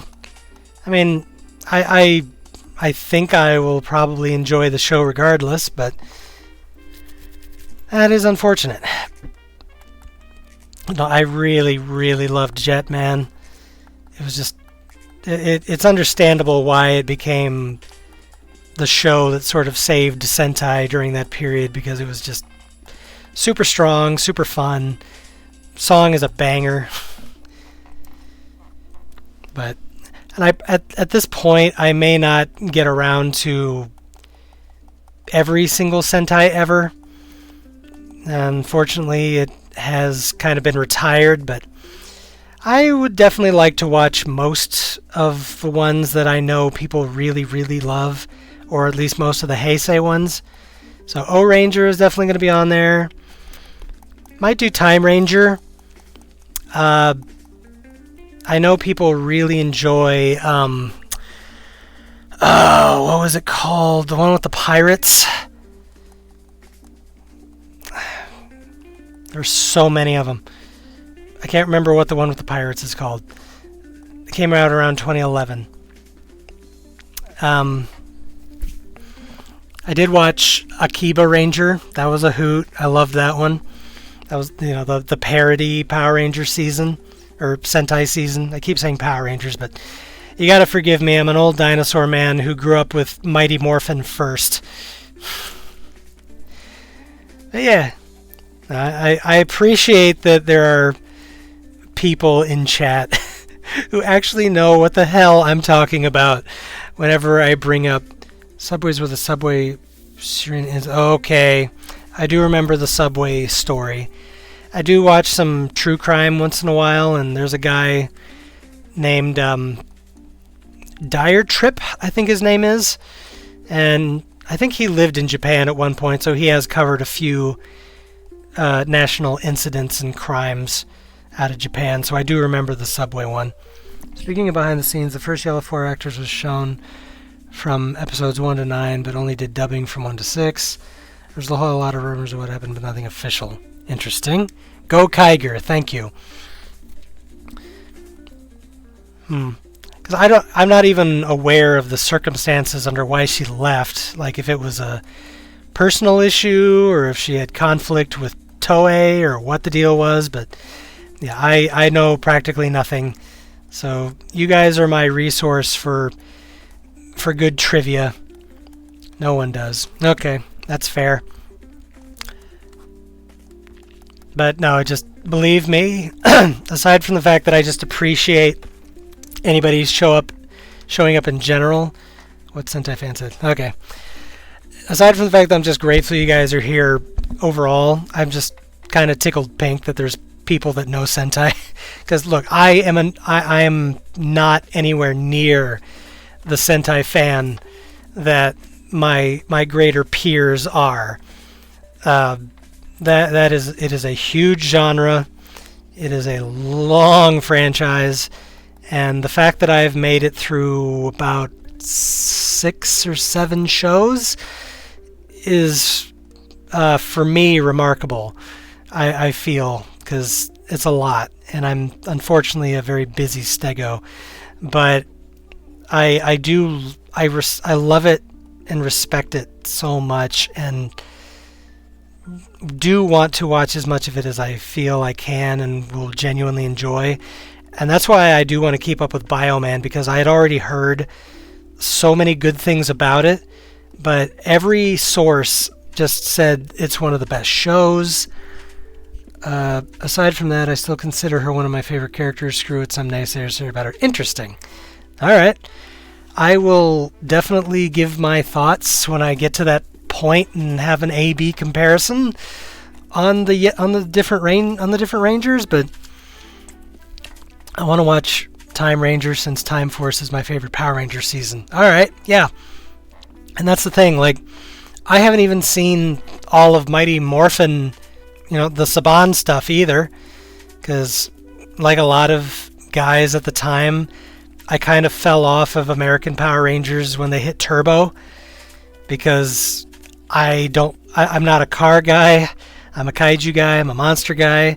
They got rid of Tommy. Most of the cast was replaced by that point. Poor Jason David Frank was going through his own shit at that point in time. But I bailed at Turbo and only got into Super Sentai way later. But there's also seasons of the American show that I would like to look into as well that might be extra fun. But my first priority is always the original shows. I love the vibe and the insanity of Japanese Sentai, and even the serious ones, like more of what Jetman and what I understand Bioman kind of are. Even the more quote-unquote serious ones are still just kind of friggin' nuts, which I love. Nuts in all the right ways. But I've just heard so much praise. I feel that's the story for a lot of Power Rangers Super Sentai fans. Yeah, I mean, there's a lot of material, and especially in the pre-internet age, like, we are so blessed that we've got everything we do with the web at our disposal, because I would never have been able to get my hands on Battle Fever and all those earlier ones that I did if it just wasn't for the sheer convenience of a good internet connection and knowing how to do a little Google foo. It's like, that takes dedication and a little detective work sometimes. Trust me, they cooked with Time Force. Alright. I've actually been oddly curious about what was it called? Jungle Fury. I don't know why, but I remember watching the intro once for Jungle Fury, and I was like, I don't know why, but this show kind of looks like it slaps. So I may have to get around to that one someday. But Despite the scramble of Bioman and finding a replacement, it still holds up. Yeah, because I have heard nothing but praise overall for Bioman. And again, I'm not as deep into the fandom as obviously you guys are, but I just know that by and large it is deemed to be one of the best and kind of responsible for giving Sentai a little bit of a shot in the arm at that point. And that's why I was just over the moon at G-Fest when I was snooping around one of the vendor tables and found an autographed poster from Red and Yellow, because I was just like, dude, for real, this is amazing. Like, I already know I like the show. Like, 4 episodes was absolutely enough to tell me that I will get a kick out of the rest of the show, even if it maybe doesn't nail the landing, because I loved the first 4. They were so fun. And the theme song, I have listened to every single theme song of every Sentai show ever. Jungle Fury is considered one of the better Power Ranger seasons. Okay, cool. I'm glad my instincts are not steering me wrong. But seriously, like, I have listened, even if I haven't watched them, I have listened to lengthy playlists of every single Super Sentai intro song. I've gotten a kick out of watching Iron Mouse doing her little things where she sings all the Sentai songs. I know the songs for every season very well, even if I've never seen the shows. But I will die on the hill that Bioman is the greatest Super Sentai song ever made, with a absolute close neck and neck second being Jetman. I love those songs. They are on my permanent workout playlist. I can listen to them every day. And yes, mileage may vary, and anybody is free to disagree with me on that point. You are wrong, but but that's just my opinion, man. But no, seriously, the Bioman song, I cannot remember his name off the top of my head, but that singer is a badass. That dude is amazing. Just the fact that he still performs his Super Sentai and Kamen Rider songs even after going through a very debilitating stroke. I'm just like, dude is the real hero. I wish I could remember his name. But seriously, like, even if you never intend to watch Bioman, I have a hard time picking the best Super Sentai openings. Some of mine are Gokaiger, Geki Ranger, Mega Ranger, Kyoruger. I can't pitch which is my personal favorite. Good old Mega Ranger. That one lives rent-free in my head some days. But no, just that's another aspect of Showa and Heisei that I love so much, are the songs. Just the music. And music is, again, very, very important to me. Anybody who knows me and knows the lengths of my kaiju fandom, they understand just how absolutely essential and vital the soundtracks are to me, to collect and to enjoy, especially since I commute to work, so I have a bit of a drive.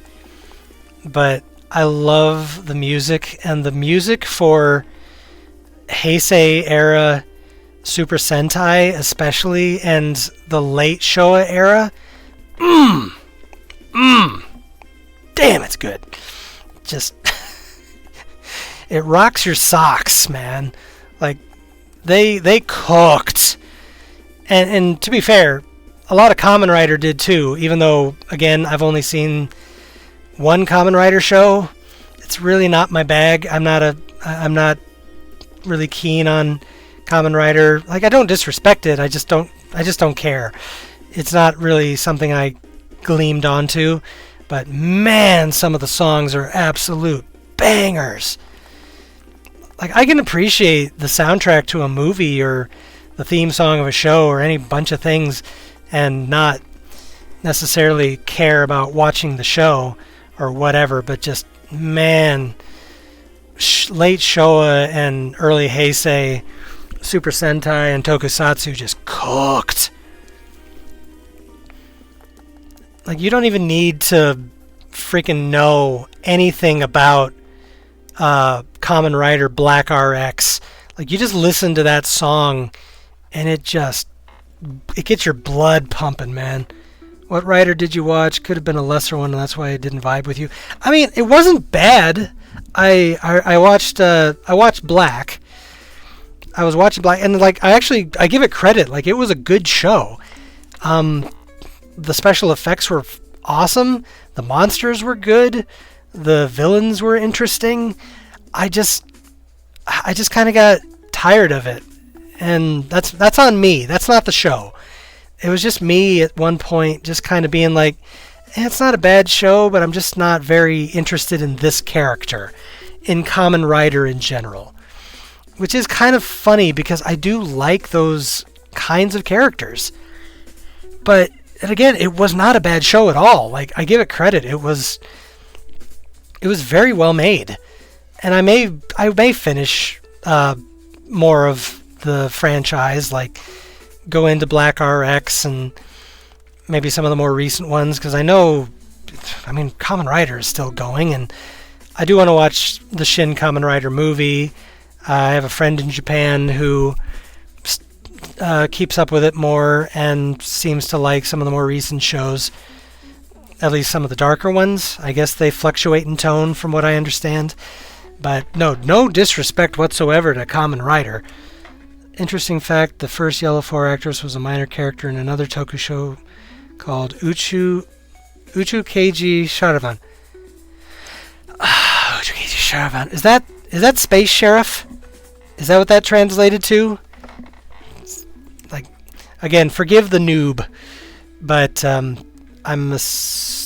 sounds a little familiar? Yes, okay. Believe me, if I had the ability to freeze time, I would just never leave the couch and just catch up on all the tokusatsu and Sentai and everything in the whole ballpark that I just missed out on that sounds so awesome. I really, really would. But unfortunately, I am an artist who likes to spend reasonable portions of my evening hanging out with the missus, who she does love a lot of the same things, but not as big into a lot of Super Sentai and Tokusatsu stuff as I am. So I'd have to watch it on my own, and I like to do a lot of my comic work at night. Probably, I saw Shin Kamen Rider, it's okay. Of the Shin movies, Shin Ultraman's the best to me. I did see that one as well. You're probably familiar with Gavin because of Battle Africa, Denji Blue. Yeah! Rip Kenji. Yeah, because he just died not that long ago. That's right. Good old... No, he was awesome. I was so happy that he made it into multiple shows. Because honestly, yeah, he carried a lot of my interest during the earlier portions of what I was watching from the Showa era. Because, yeah, he was in Battle Fever and Denziman, and I know he showed up in later things, but yeah, he just passed, and he was a badass. I remember telling my wife that he was Battle Kenya, and I showed her the intro theme song, and it got to the part with him, and I just remember her eyes bugging out a little bit, and she went, oh dear, oh my. I was like, yep. That hilariously wonderful just silliness you run into once in a while with, shall we say, the less than sensitive cultural elements of certain Japanese media. Fun fact, Oba was the suit actor for Aka Ranger and Go Ranger. He also appeared in one of the Kill Bill movies. Awesome. Look, man, it's okay. You're not wrong. You're just that's not what the name was. No, but that's cool. I haven't seen the Kill Bills in like 20 years, so I definitely wouldn't have been familiar with who he was. But I did not know that he was also one of the other suit actors. So I love shit like that, man, because like it adds extra layer to my enjoyment when I'm watching a show. But I told her that that is the funny part sometimes about, I mean, Japanese media in general, because they're not as concerned about political correctness as we are. And sometimes it results in some very, very funny, if not awkward things. He was in Kill Bill and Super Sentai in the... excuse me a second. I got something in my eye. Yeah. There we go. But, frick, what was I going to say? Oh, yeah, it was, the more you know. It was Akiba Ranger. I remember I was going through that show, and it was the cosplaying Yellow Ranger, and I just remember Mrs. Stegman walked in one time while they had an episode that was focused on the cosplaying Yellow Ranger, and she had this scene where she was in a costume store, and she's just trying on a bunch of different cosplay. And one of them was a Native American, and she put on the full headdress and just went woo. And bear in mind, this was a 2012 TV show, and I'm just sitting there laughing my ass off, being like, "Yep, only in Japan, because we're not getting away with that shit."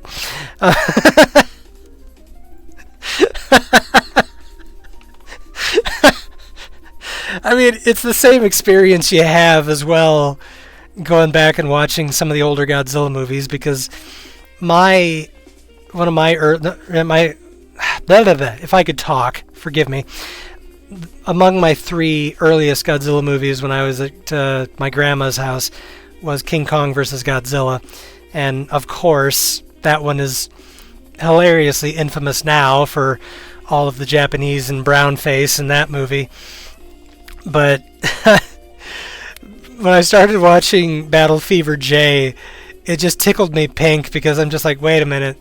So we've got an American Japanese girl, a Russian Cossack, a Kenyan, which just put me in mind of that old great meme about power thirst.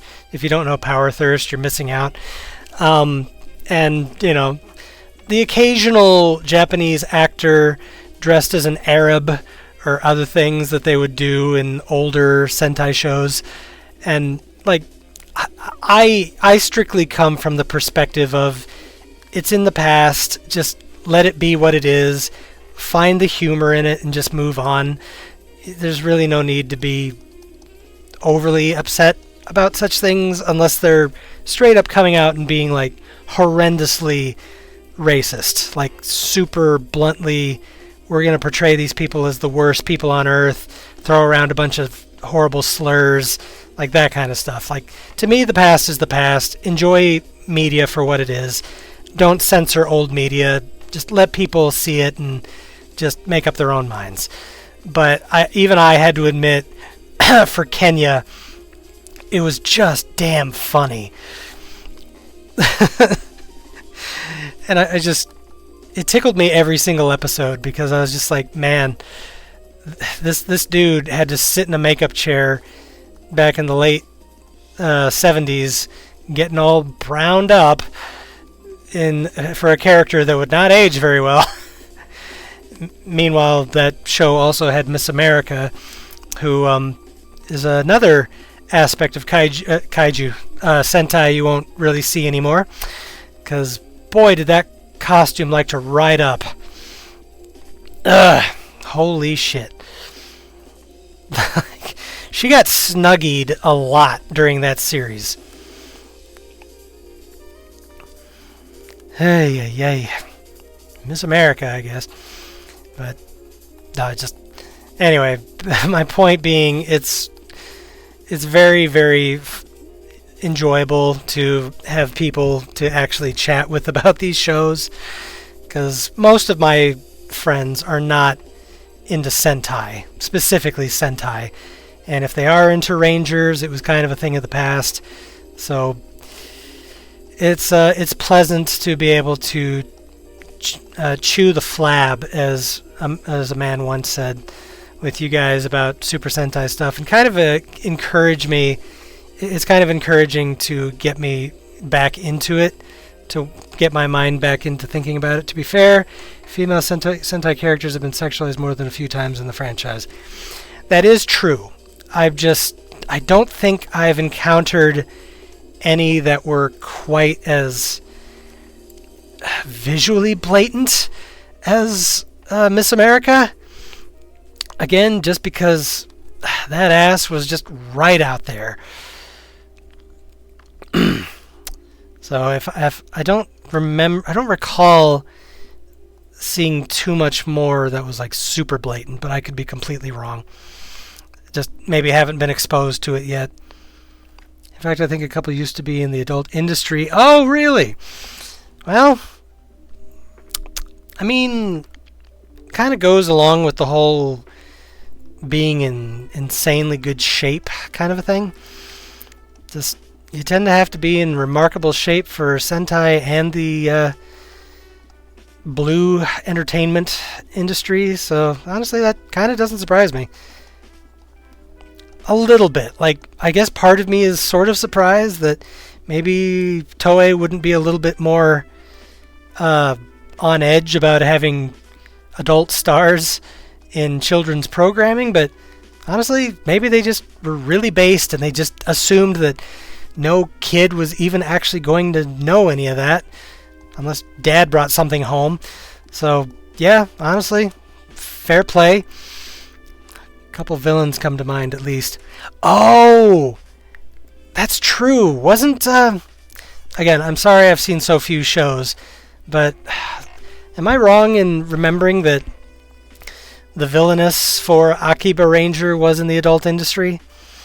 Something in my memory is telling me that, but that one wouldn't surprise me so much. That show was made to be a little bit more young adult than a lot of the other Sentai series, but I could be completely off base with that. No idea. Oh my goodness, it is already after 8. I only planned the stream for 2.5 hours, and that has actually rocketed by. I think Miss America has leggings that look like they were bare, so that could be why her suit was the way it was. That does make sense. Granted, the copy of the show I had was not exactly 4K. It was very watchable, but the show is old, and the fan copies were, I would say at best, DVD quality.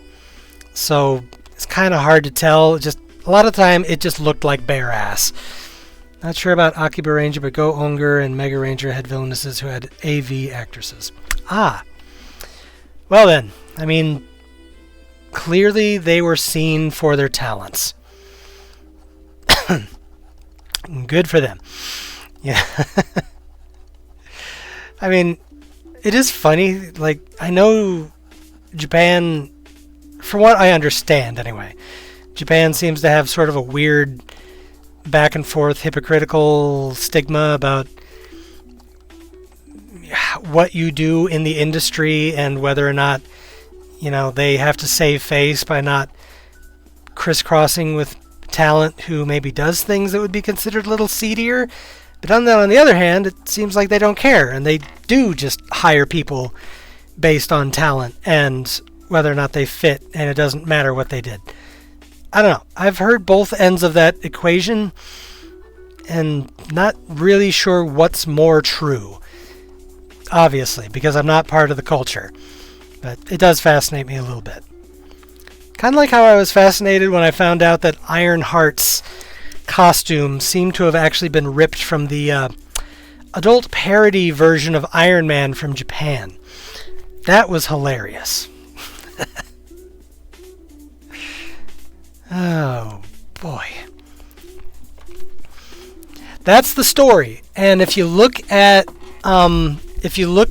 the original comic book iteration of Ironheart and then compare it to the Japanese adult parody of the first Iron Man movie, which did come out before the Ironheart character, it does feel like the artist might have taken a little bit of inspiration from the Japanese parody, which, if true, is the funniest damn thing ever.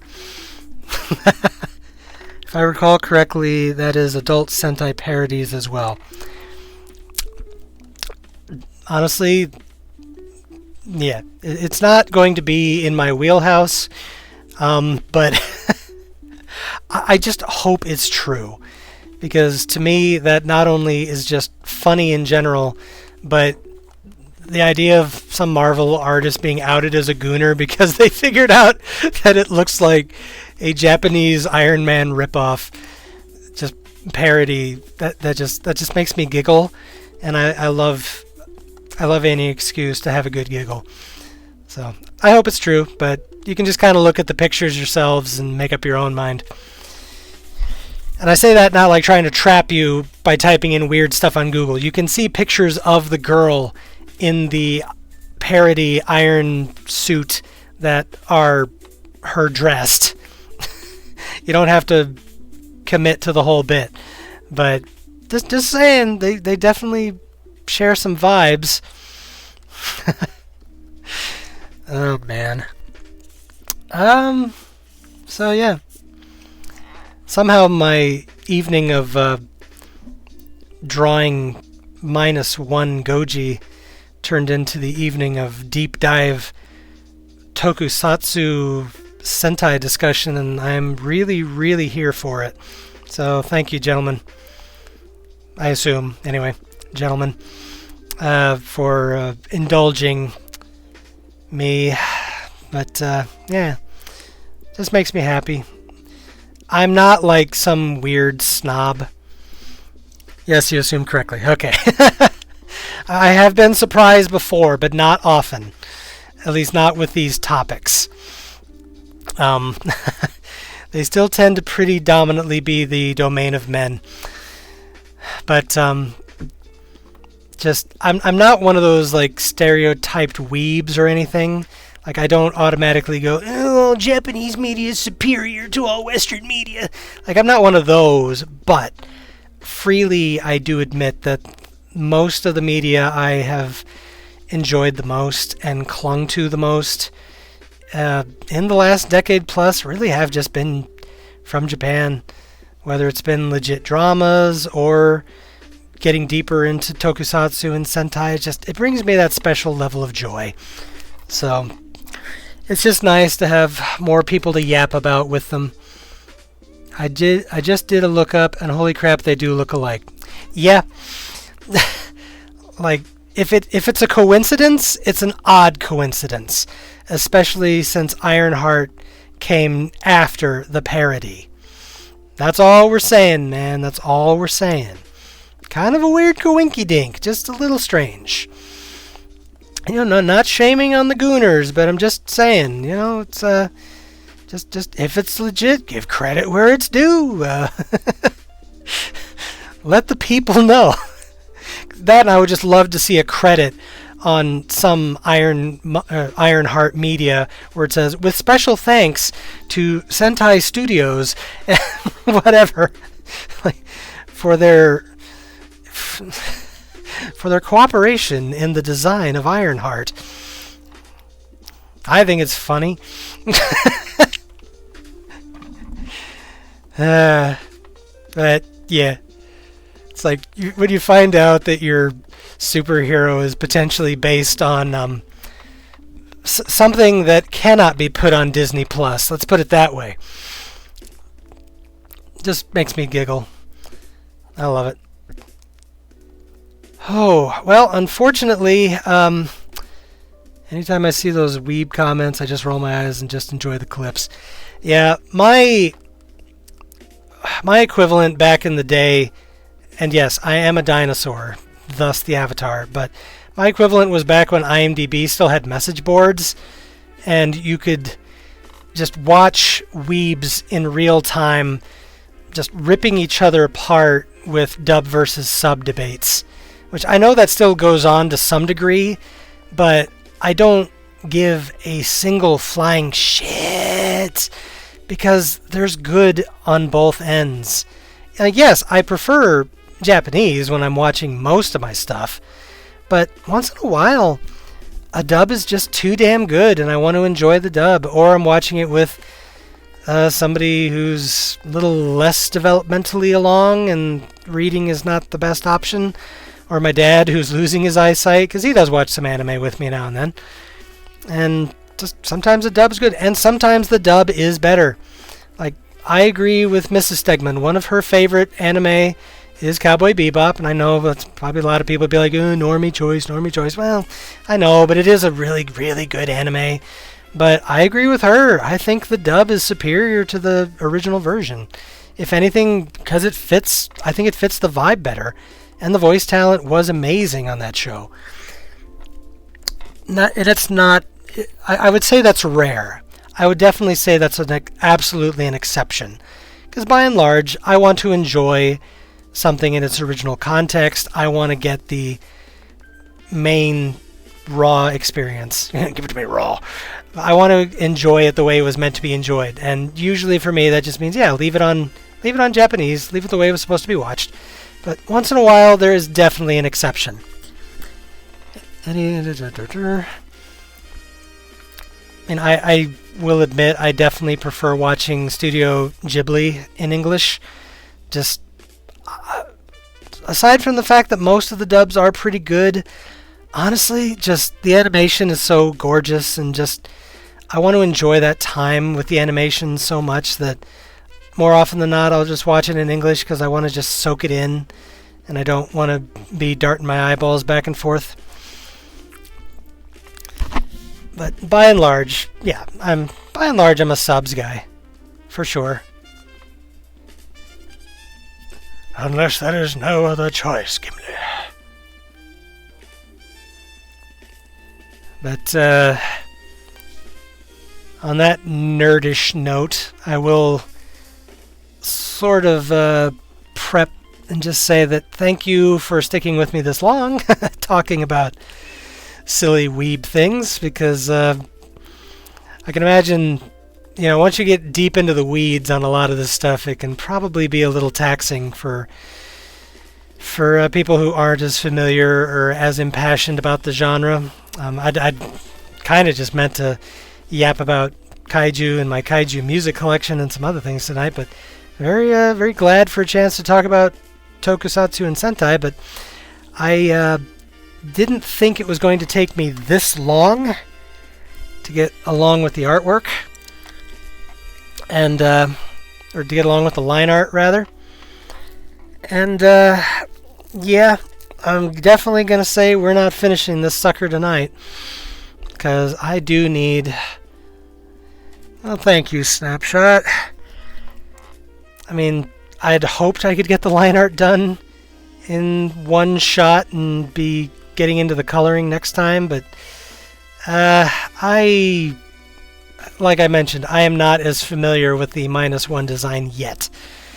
So you can't see the reference picture, but I'm definitely working off of a source here just to try and get the details down. And sad thing is, I think I severely undersized the main big dorsal fin here. Like, I don't think it's actually anywhere near as big as it's supposed to be. So I might have to adjust that next time, which all praise for the digital arts. They are much easier to fix than the old school arts, but it is still human effort. It is still, Stego effort. It is still dinosaurian effort. I'm still having to work to erase, redraw, and touch up the imagery. But yeah, this one's taking me a lot longer than normal because I am just not as familiar with this design. Thank you, Sonic. I appreciate it, as I am... this is unfamiliar territory. I am not as confident in our -0 boy here as I would be with something I've drawn 600,000 times, like Millennium Godzilla or the Heisei design, or basically any of the ones that I would have done in my webcomics. So we got a little bit of work we still need to do on this boy. But I'm going to finish this back plate, and then we will call it quits for the evening. But I am extremely grateful and appreciative for everybody showing up. You are very, very, very much appreciated. I'm being redundant here, but it's only because my brain's fried from artwork. But I value you greatly. I look at my friends here on the streams. To steal a line from the movie version of Thorin Oakenshield in The Hobbit, I called for an army, and one didn't show up, but the few that did, I wouldn't trade any of the ones who actually showed up for an army of dwarves, kind of a thing.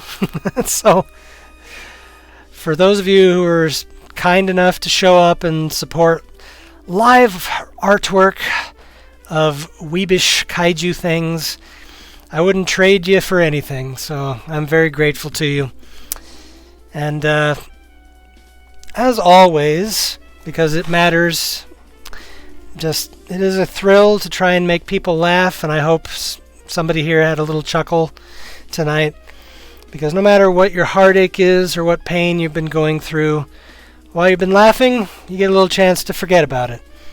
I personally believe that we were all put here for a purpose, which is to build, create, and not destroy. So, if at any point you're not feeling so well and you remember some silly, stupid little thing that I've said or done, and it brings back a chuckle to your heart and a smile to your face, then my purpose as your clown has been fulfilled. And I'm very happy to take that role. So, thank you guys for being awesome. You have an awesome rest of your evening, a fantabulous rest of your week if I don't see you again, though I do want to stream again this week. And we will see you on the flip side. Gotcha, Bagoose.